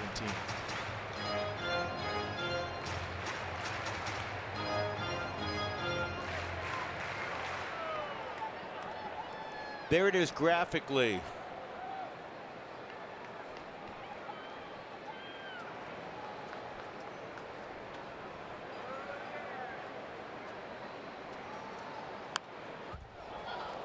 Check swing foul ball that had Nick Ahmed ducking. So Daniel pitched against the Rockies last week. Of course, he brought that string of what was it? Three straight scoreless innings. Yeah, which is just tremendous run, historically great. It was his 5th career appearance. It's a bunch for a position player. It really is. Did you ever have that thought, I wonder if I'll get a tap on my shoulder? Yeah, I warmed up in the bullpen once. You did? Underneath in the tunnel. I was in the batting cage. Did anybody ask you to do that, or did you do that on No, your own? they said there was a chance that I would come in. I was looking forward to it. It was your freshman year at UCSB revisited all over again. Spilly, this is so bad, we're going to put you in the game.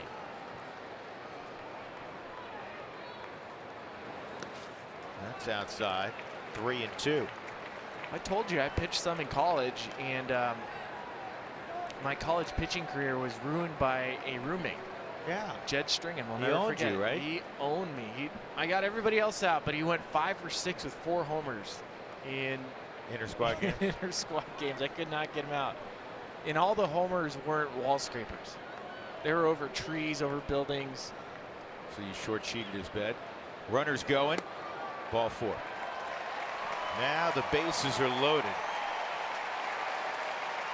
Let's see if Buddy comes out again and brings in Almonte. Yeah, tough break because Chris got what should have been a double play ball. And then he loses Descalso on a 3-2 pitch. And this is a stay in the ball game moment, especially the way Greinke is pitching. 3-1 Arizona. Bases loaded, 1 out. Almonte will be on the hill next.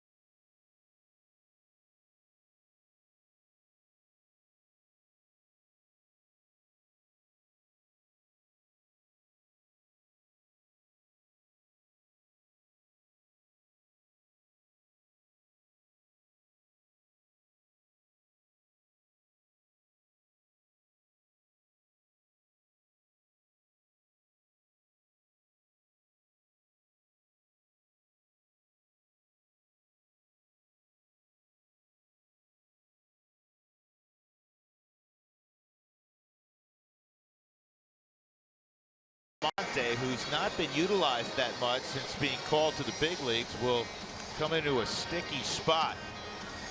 Hard throwing young right-hander out of Miami will face Jeff Mathis with the Nick Ahmed with the bases loaded. Jeff Mathis is in the on-deck circle.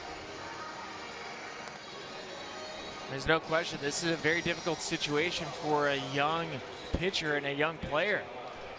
It's a tough situation for even a veteran relief pitcher to come in, try to establish a first pitch strike with a hitter like Nick Ahmed, who's extremely aggressive. Yeah, he has been up basically for a month. Came up on June 24th, but again, just his 4th appearance, so he's had to stay sharp with work in the bullpen. Souza walked. Lamb reached on an error, and now a walk to Descalso. Fastball inside, ball one on Ahmed, who had a 2-run triple in the 4th inning. He's 2 for 2.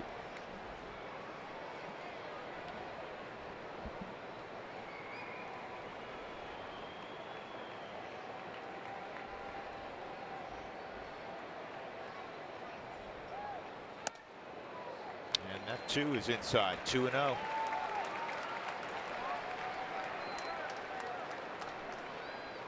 Ahmed 0 for 8 this season with the bases loaded.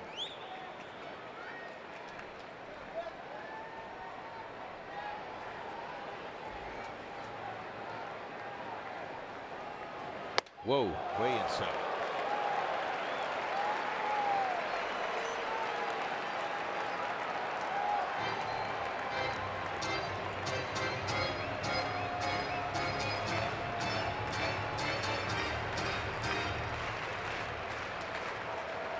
The walks have hurt the Rockies the last 2 days.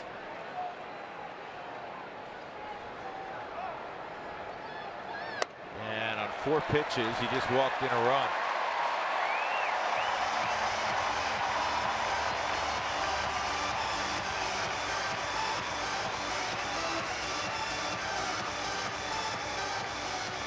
Four to 1. Ahmed has driven in 3 of the 4. There's not a hit in the inning. A run is in, and the bases remain loaded.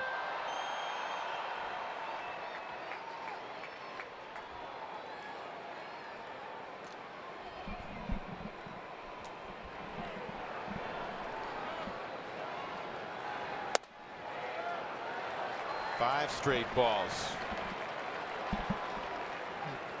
Tom Murphy's going to run out quickly to talk to Almonte, try to settle him down. He might even ask him if he feels comfortable throwing a secondary pitch right here. Get his arm slot back.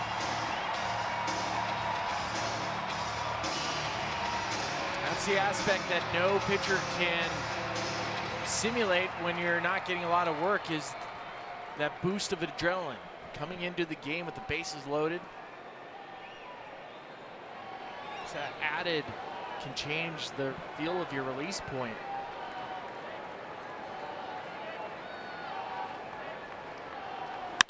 And that's laced to left. It drives in 1. Descalso coming home. Throw is going to be cut off. 2-run single for Mathis. And it's 6-1 Arizona.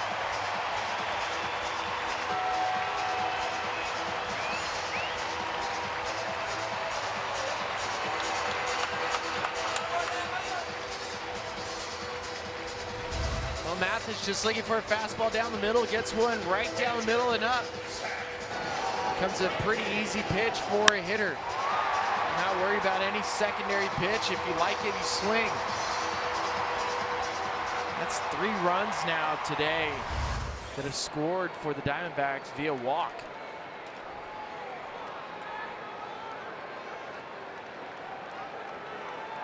Zach Greinke at the plate.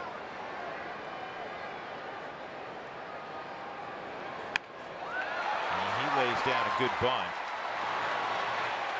Out and out. Greinke didn't run hard, and that turns into a double play. What a play by Nolan to get it to Hampson. This is the last place anybody thought he would go with the baseball. We saw him do that one other time. I don't remember if it was late last year or earlier this year. Turns into a 5-4-3 double play. See, Greinke's not running hard because he assumes he's just going to first base.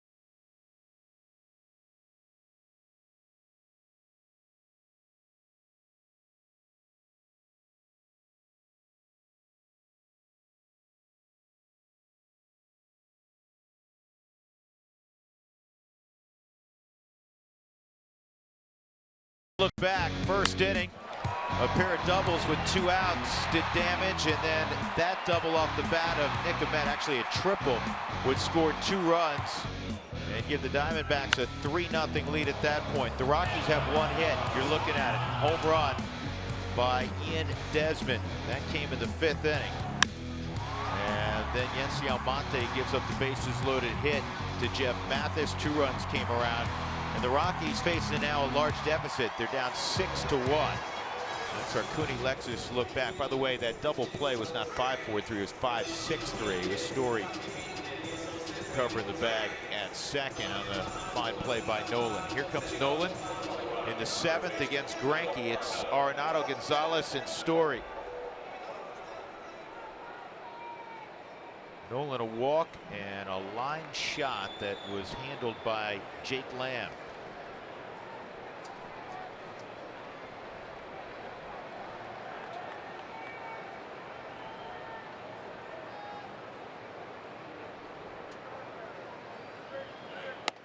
Outside, ball 1. I just love the awareness of Nolan. Taking an attempt to make that play on a bunt. And Greinke, he was like, I just put down a great bunt. I moved them both over. Greinke thinks his job is done. He puts the bunt down. Great location. Sweet. Just move guys 2nd to 3rd. Nope. Not with Nolan. Just bunted into an inning-ending double play. Yeah, I said 5-6-3. I'll get it right eventually. It's 5-6-4 on the double play. That was Hampson at first. 2-1. You don't see those every day. 5-6-4 double plays. You don't see 5-6-4s every day. Remember the Rockies rundown last week? 8-6-7, 5-3-0-9. It was good. Yeah, you can actually call Jenny if you put all the numbers together. On the corner, called a strike, much to the dismay of Nolan. 2-2.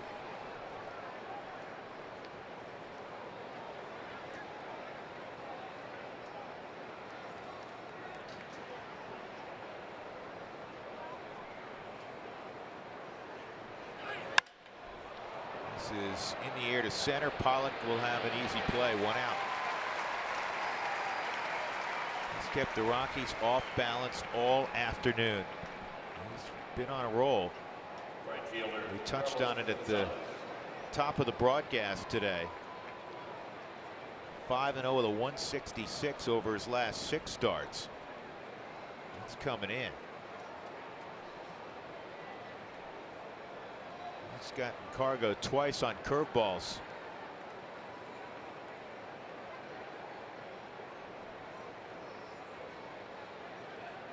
And that one is swatted a mile. If it's fair, it's a goner, but it's foul.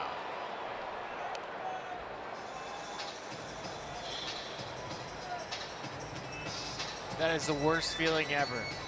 Ever. Home run distance right down the line. You watch it, you're like, please, come on. Hang curveball, you're like, please, please, please, please, please. You got another one, and this is loop to 3rd. Lamb makes the catch. Star Wars Night is Saturday, and the first 15,000 fans will receive a Star Wars Chewbacca beverage wrap. But the only way to get the exclusive Chewbacca t-shirt is to purchase the Star Wars ticket package at Rockies.com/Star Wars.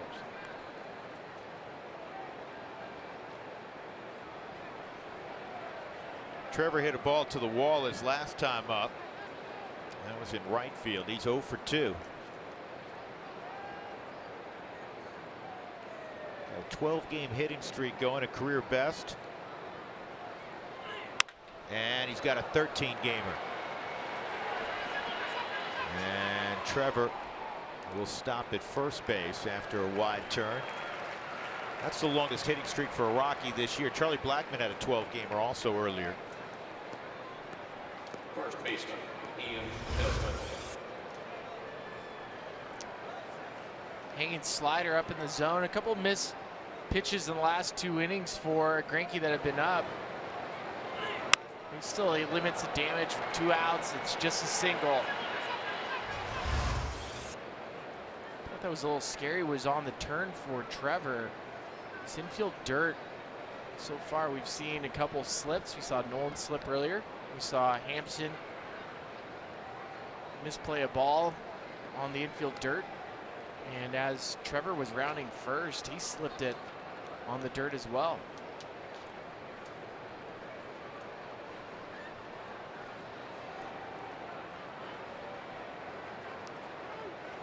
Desi with the home run has now hit in 9 straight. Greinke and Mathis will get together.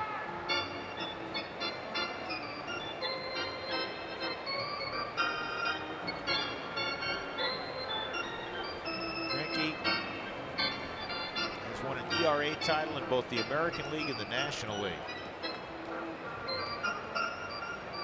Kind of like Frank Robinson winning an MVP in both leagues.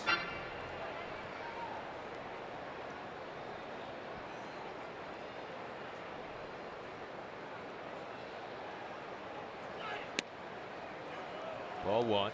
I once hit Frank Robinson with a golf ball during a celebrity golf tournament. Were you invited back? No, it actually knocked the watch off his wrist. Where was he in relation to you? On the green. Why were you? This is bounced to short. Low throw picked by Goldschmidt. It's a blind shot, and I went for it over the mountain, and it got it on the green. It just knocked off Frank Robinson's Rolex or whatever. Only you. Do you know how bad I felt? Awful. Awful. 6-1 Arizona.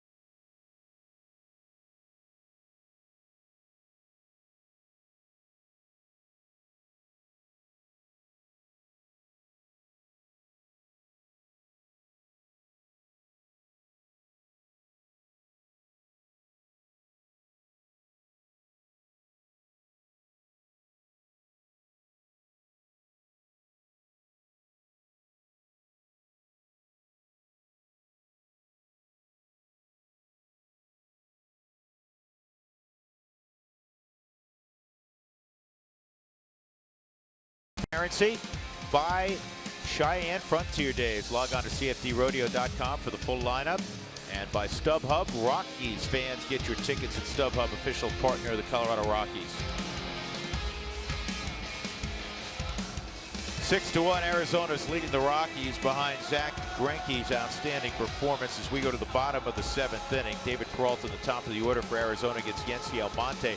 Well, the Rockies are celebrating their silver anniversary season, and the Diamondbacks are celebrating their 20th anniversary season.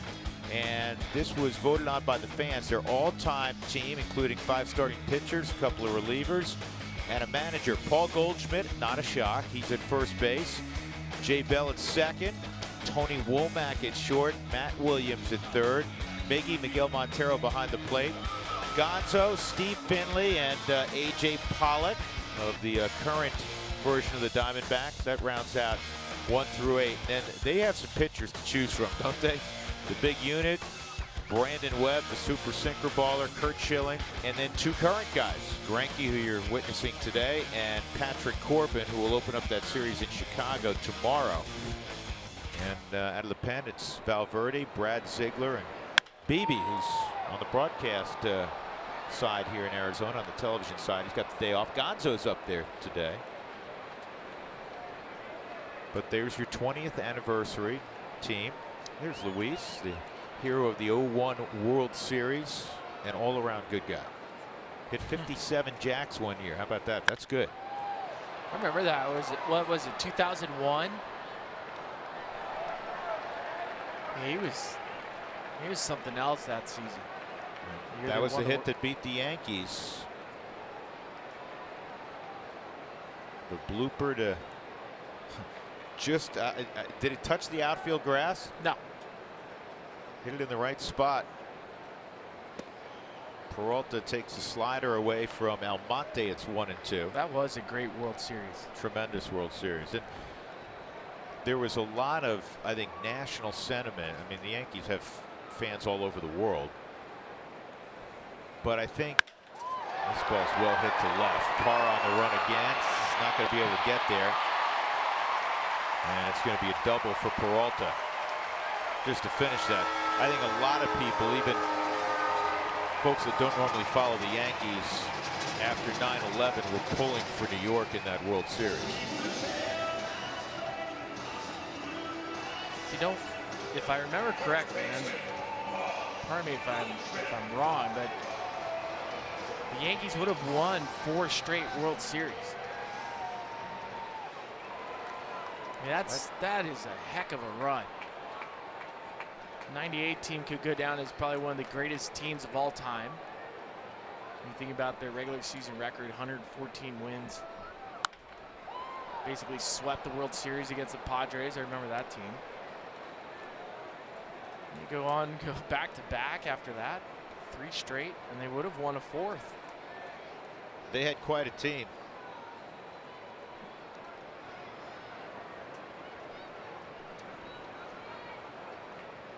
Goldschmidt, 3 strikeouts. It was all against Senzatella. Senzatella's line today, 5 1/3, 4 runs, all earned, 5 hits, couple walks, 6 strikeouts. Russin faced 2 hitters. He allows 2 runs, only 1 of which was earned.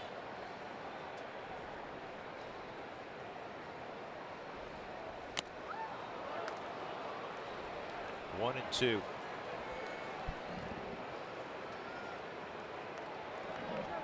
So far it's 6-1 Diamondbacks, and the Rockies haven't won much today, but the golden sombrero for Goldschmidt would be sweet. Not for him.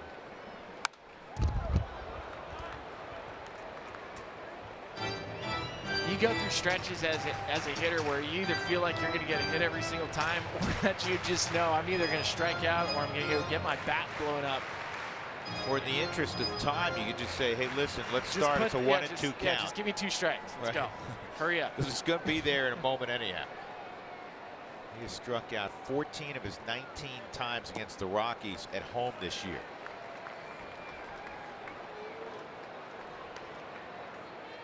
And you try not to think about it. Last thing you want to do is when you're hitting with 2 strikes to be saying, oh, don't strike out, because your brain will be like, strike out, strike out.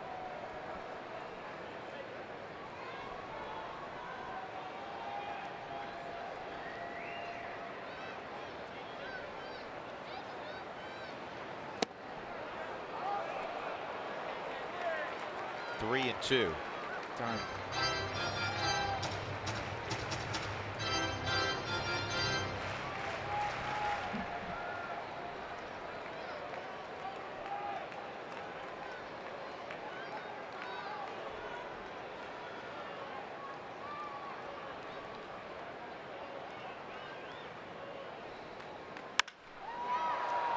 High fly ball to shallow right center. Cargo will make the catch. Peralta stays at second. That'll bring up Pollock.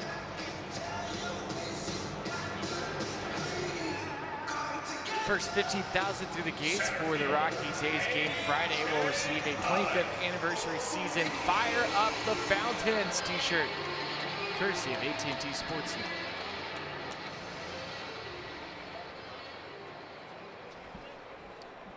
Rumor has it Jenny Kavanaugh will be signing every single one of those t-shirts in center field. I'll make sure she's standing there. So bring him out there. Bring him out to center field. Yeah. There you go. She'll sign every single one. I haven't confirmed it, but A.J. Pollock swings and misses. She has to bring multiple Sharpies that day. yep.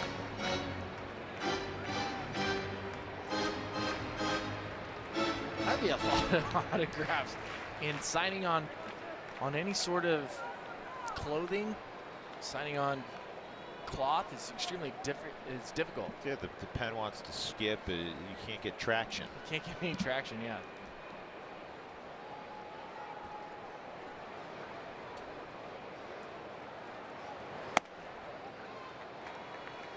One ball, one strike.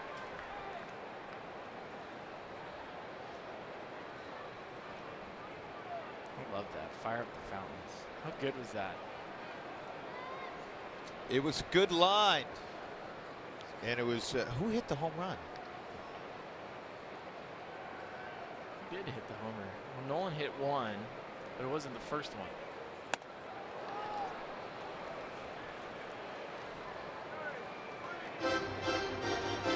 One ball, two strikes on Pollock.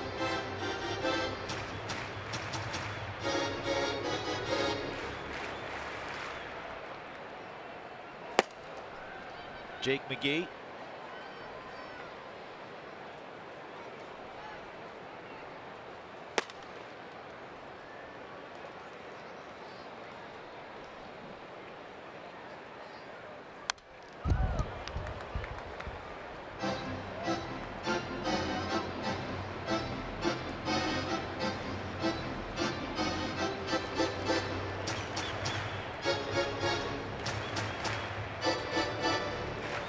Two on Pollock with Souza on deck.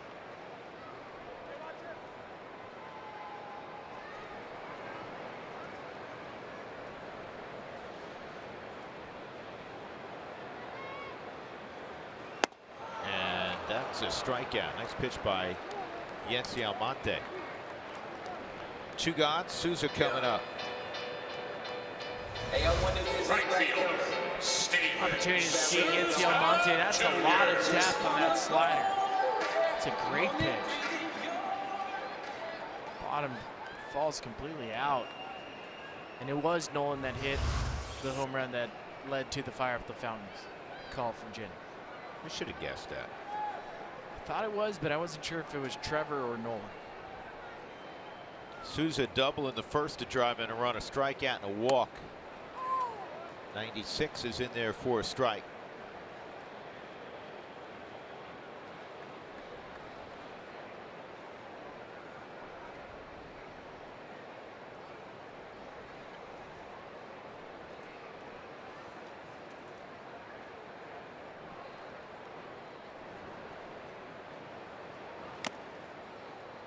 And it's 0-2.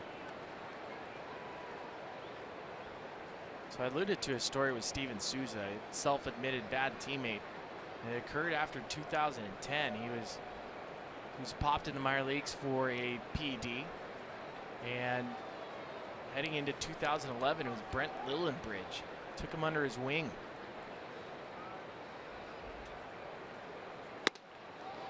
Slider misses. Yeah, that's not a reputation you want. No. Especially as a player who has established themselves in the big leagues. Well, Steven said he went into a dark place after testing positive. And it was Brent Lillenbridge that brought him to church. He became a man of faith because of his teammate.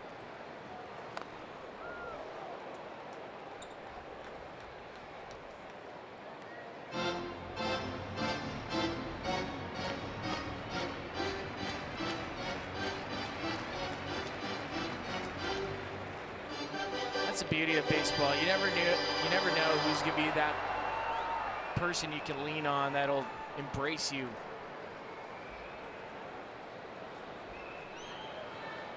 Just change the course of your career. This is on one hop to Nolan, retreating, long throw, zipped across, and he gets Souza. From any arm angle, he has a phenomenal arm. So Yency Almonte gave up a leadoff double to Peralta, but he gets the next 3. 6-1, Rockies got to get the bats going.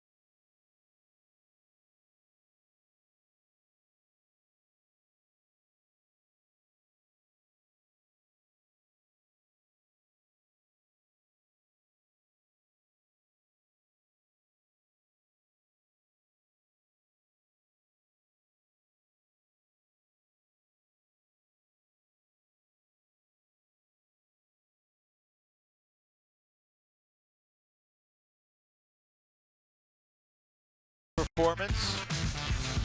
Well, Zach Greinke has been awfully good today. He's allowed just a run on 2 hits, the home run by Ian Desmond, and then the base hit by Trevor Story. That's all.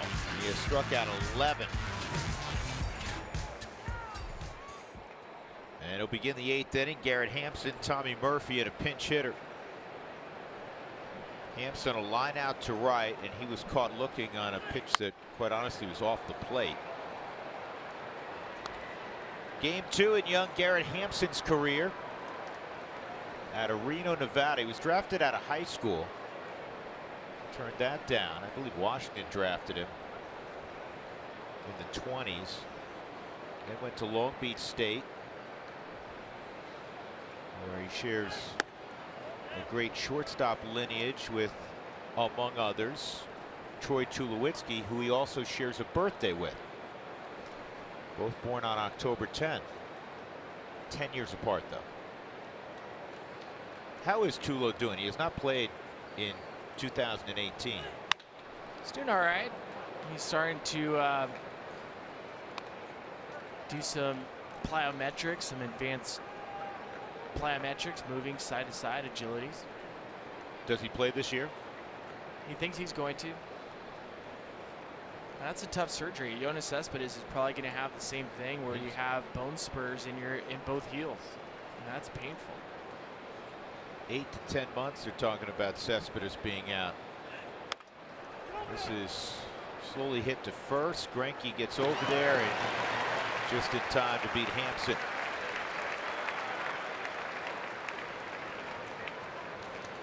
Tom Murphy coming up.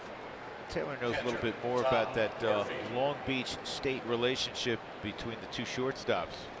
Taylor. Yeah, Drew, it's a tight one. Yesterday, talking to Hampson's dad, he said Tulo was so instrumental in the draft process for Hampson. He just really guided him along the way, and then once he got drafted by the Rockies, he actually sent Hampson a bunch of his bats.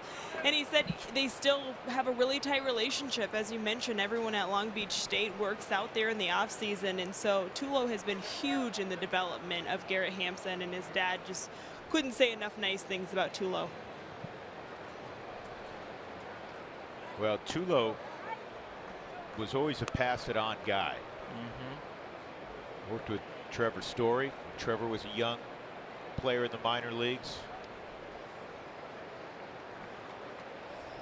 And that's one of the beautiful things about baseball also. You were talking about Steven Souza, having a mentor. I'll give you an example. There's Luis Gonzalez. I was talking to Gonzo yesterday. His son was a high draft pick a year ago, out of the Phoenix area. He was drafted out of high school, turned down a commitment to TCU, and he's playing minor league baseball. In fact, he's in low A ball already. That moved him pretty quickly. And Jacob, in the offseason, works out quite a bit with Nolan Arenado. And Gonzo was telling me that Nolan's been very instrumental in the development of Jacob's swing.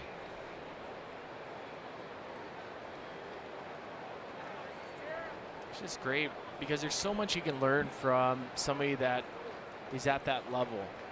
From Tulo probably being one of the greatest defensive shortstops in the history of our game, and the numbers bear it out. And Troy just, again, we were talking earlier about Hall of Fame trajectory. Nolan Arenado's on a Hall of Fame trajectory. Zach Greinke may be getting close to have accumulated enough statistical, wonderful statistics, I should say, that he may already be there. He's closing in on 200 wins. But anyhow, Troy Tulowitzki was on that trajectory, and he's got virtually no shot now because of the multitude of injuries. And we know how hard he has worked each time to come back from all the stuff he did to try to stay on the field. Bad luck. He has not played since July 28th of last year. And he'll turn 34 this October. Murphy is strikeout number 12 for Greinke. Rockies gift cards are a great gift for all Rockies fans. Gift cards can be redeemed for game tickets at Rockies dugout stores or merchandise and concessions at Coors Field. Doug dug something up for us that merits passing along to all of you, as Raimel Tapia is going to pinch hit. So Murphy homered last night. Tapia, the difference maker with the grand slam in a pinch hit role on Friday.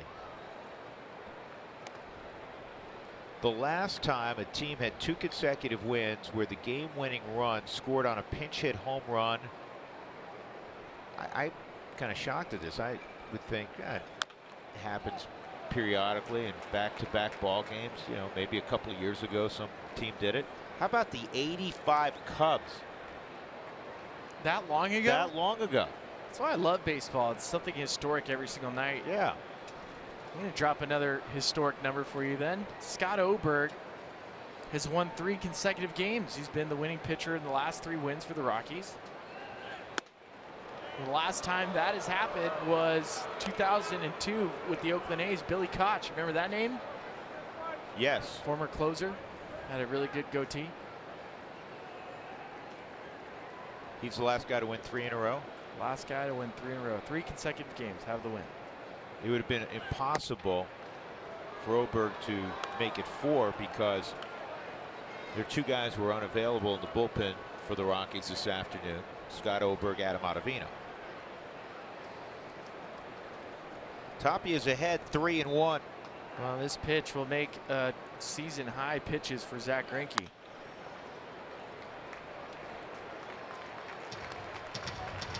At 110 pitches now.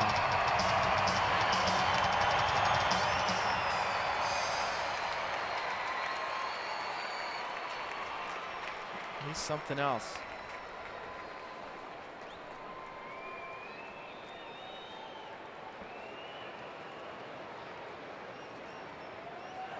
Curveball, strike 3.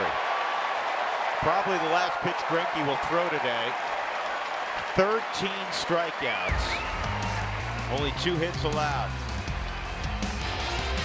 6-1 Arizona.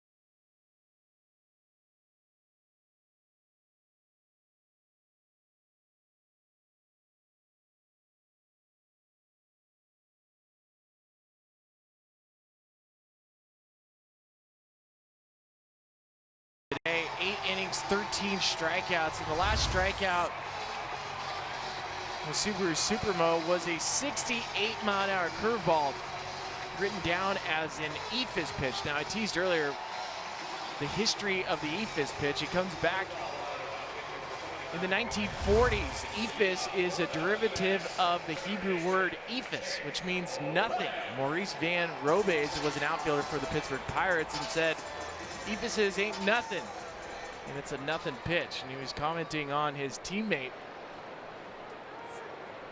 Rip Sewell, who used to throw that pitch all the time. And so now you know the history of the ephus pitch. Now you know the rest of the story. Jake Lamb facing Brian Shaw. Brian's first pitch is down and in, ball 1.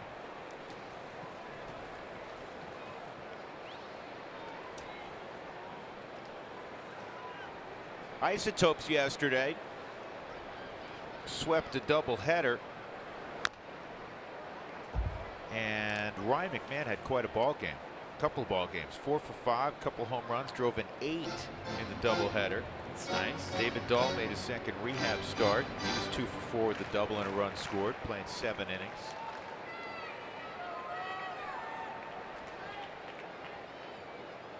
Another guy on a rehab.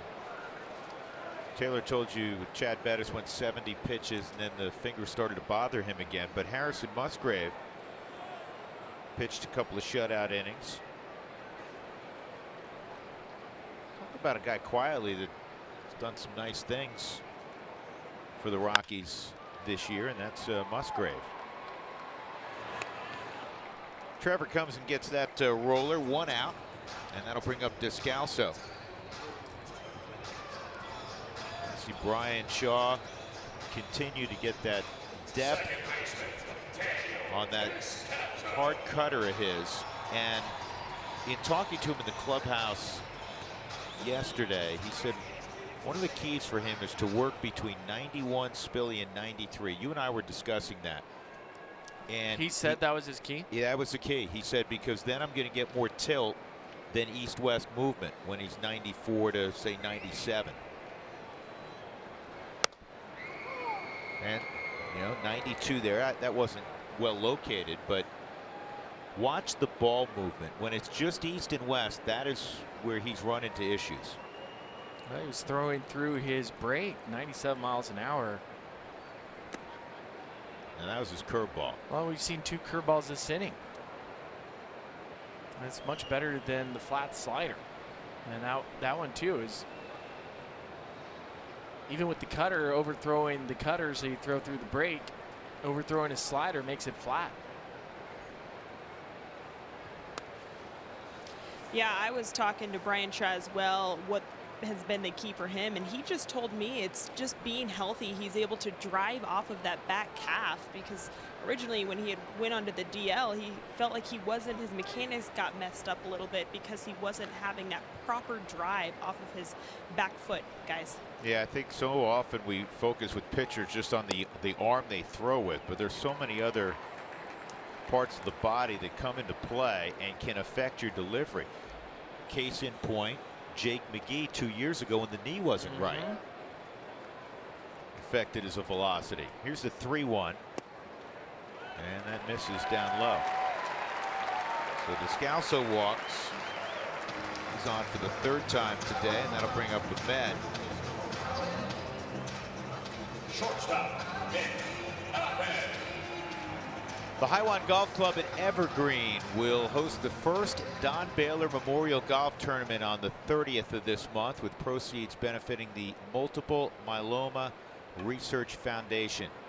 Visit independent.themmrf.org/Don Baylor Golf for more information. I'm going to make it easy, because that's a pretty lengthy website.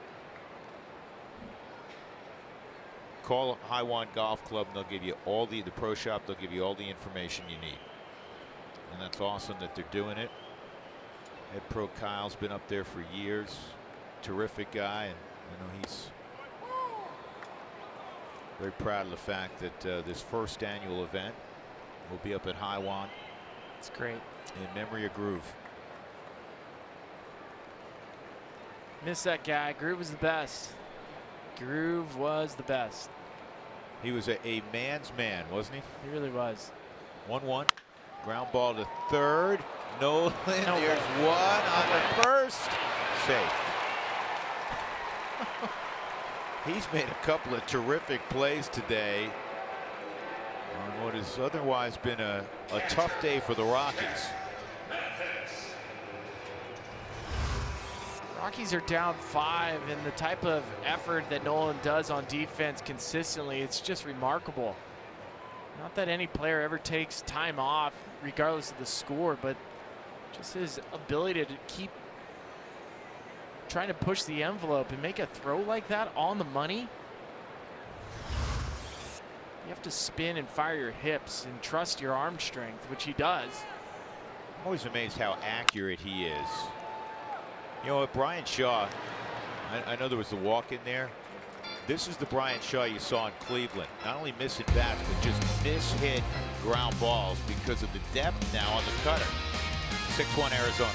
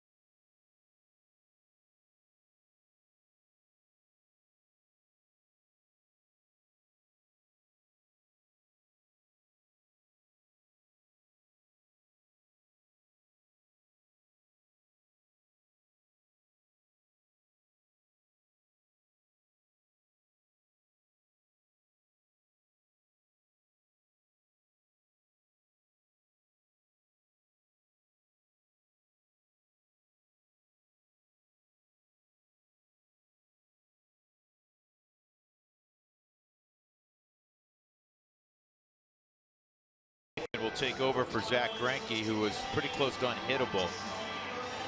And the Rockies will have the top of the order: Blackman, Parra, and Arenetta. I'm sure thrilled to see anybody out there but Zach Greinke after he struck out 13, walked just 1, and allowed just the 2 hits, the Desmond home run and the single by Trevor Story.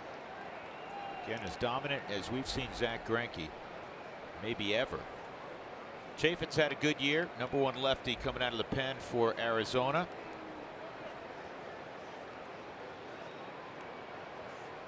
Descalso's come out defensively. Ketel Marte, who started the first couple of ball games at second, is now in there at that spot. Fastball misses Charlie. Ground ball to second, fly ball to center, and a strikeout. The 13 strikeouts for Greinke, second most of his career. Career high's 15. That is line to left. Good start to the 9th inning for Chuck Nasty.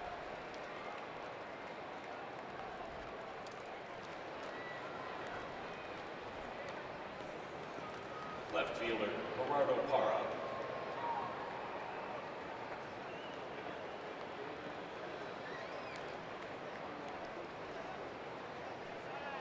Earlier today, the Dodgers beat the Brewers. The Dodgers began the day a game up on the Rockies. That's all in the division.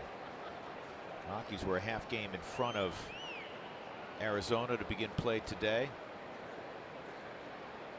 Giants began the day 4 back.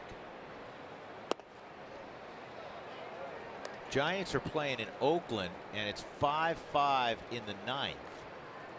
That's been a fun series. It's been a fun series. Do you see yesterday they had 53,000, the most ever for an A's game at the Coliseum? Well, they opened up Mount Davis, that fourth deck at the Coliseum. That misses down low, 2-0 on Para. Well, they're entertaining the fans, the Bay Area series. 5-5 in the ninth inning, and I know that the series is taking place at Oakland because I was watching the World Cup what is it, the World Rugby Sevens, and it's taking place at AT&T. Huh. Wonder if the Seagulls come out. That's throwing the Seagulls completely off their game. Who are these guys? That's not a baseball diamond. What are they doing? How did they know? How did they tell time with this thing? Yeah. When is it over? And then one game ends, and another couple of teams jump on. Yeah, Very frustrating to the Seagulls. 3-0. 3-1. Seagulls may pick it. They may walk out. The Giants return home. Yeah, we're not coming They have in. a strike on their hand. We're not going to clean up anymore. No. You humans do it. We're done. Good swing by Gerardo.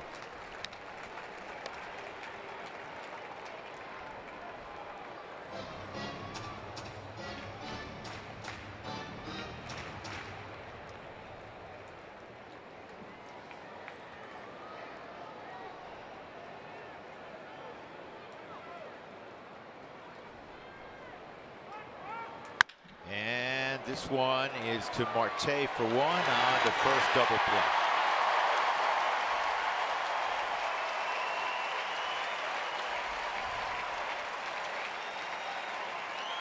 Two outs, and that'll bring up Nolan.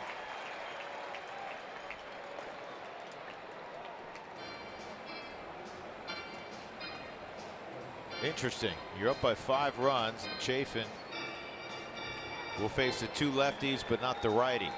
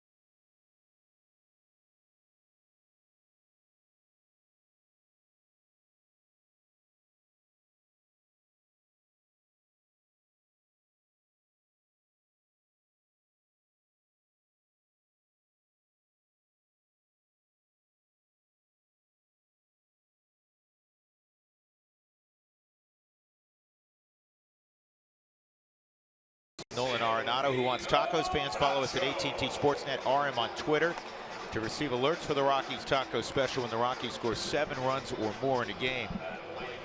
Nolan, a walk, a line out, and a fly ball to center field this afternoon.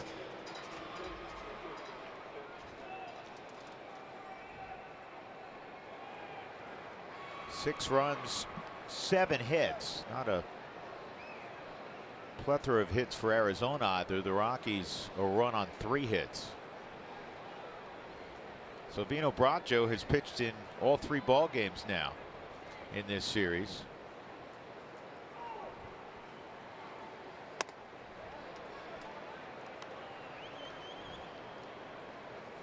Torey Luvello pulling a Bruce Bochy. He's not messing around. He wants to win today's game. He should. He's not leaving anything to chance against the Rockies.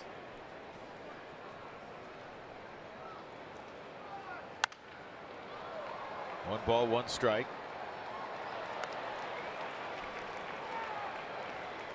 And that's a fact. I mean, it's easy, I think, sometimes for fans to relax, say, okay, it's comfortable. I don't think managers ever feel it's comfortable until they see the 27th out recorded. I'll tell you from experience of being in a clubhouse where manager is letting you know, hey, we don't let our guard down. It's refreshing. That is, a diving stop by Ahmed. Oh, wow. What a play by Nick Ahmed to end the game. That's the second time Nolan gets robbed today. Well, it was Arizona's day. It was Zach Greinke's day, and that snaps the 7-game winning streak for the Rockies. They'll take tomorrow off and get ready to start another one with the Houston Astros coming to town. This is a great play by a terrific defensive shortstop, Nick Ahmed. That's going to be a poster somewhere in Nick Ahmed's house. That's an unbelievable play. Full extension, parallel to the ground. Nolan doesn't want us replaying this one, but it's worth looking over a couple more times. That's a fantastic play to end the ball game. Greinke the win. He's 11-5. Antonio Senzatella takes the loss. Antonio is 3-3. The Rockies fall to 53-46. Arizona now a half game in front of Colorado at 54-46. To our Denver studios, here's Jenny and Corey.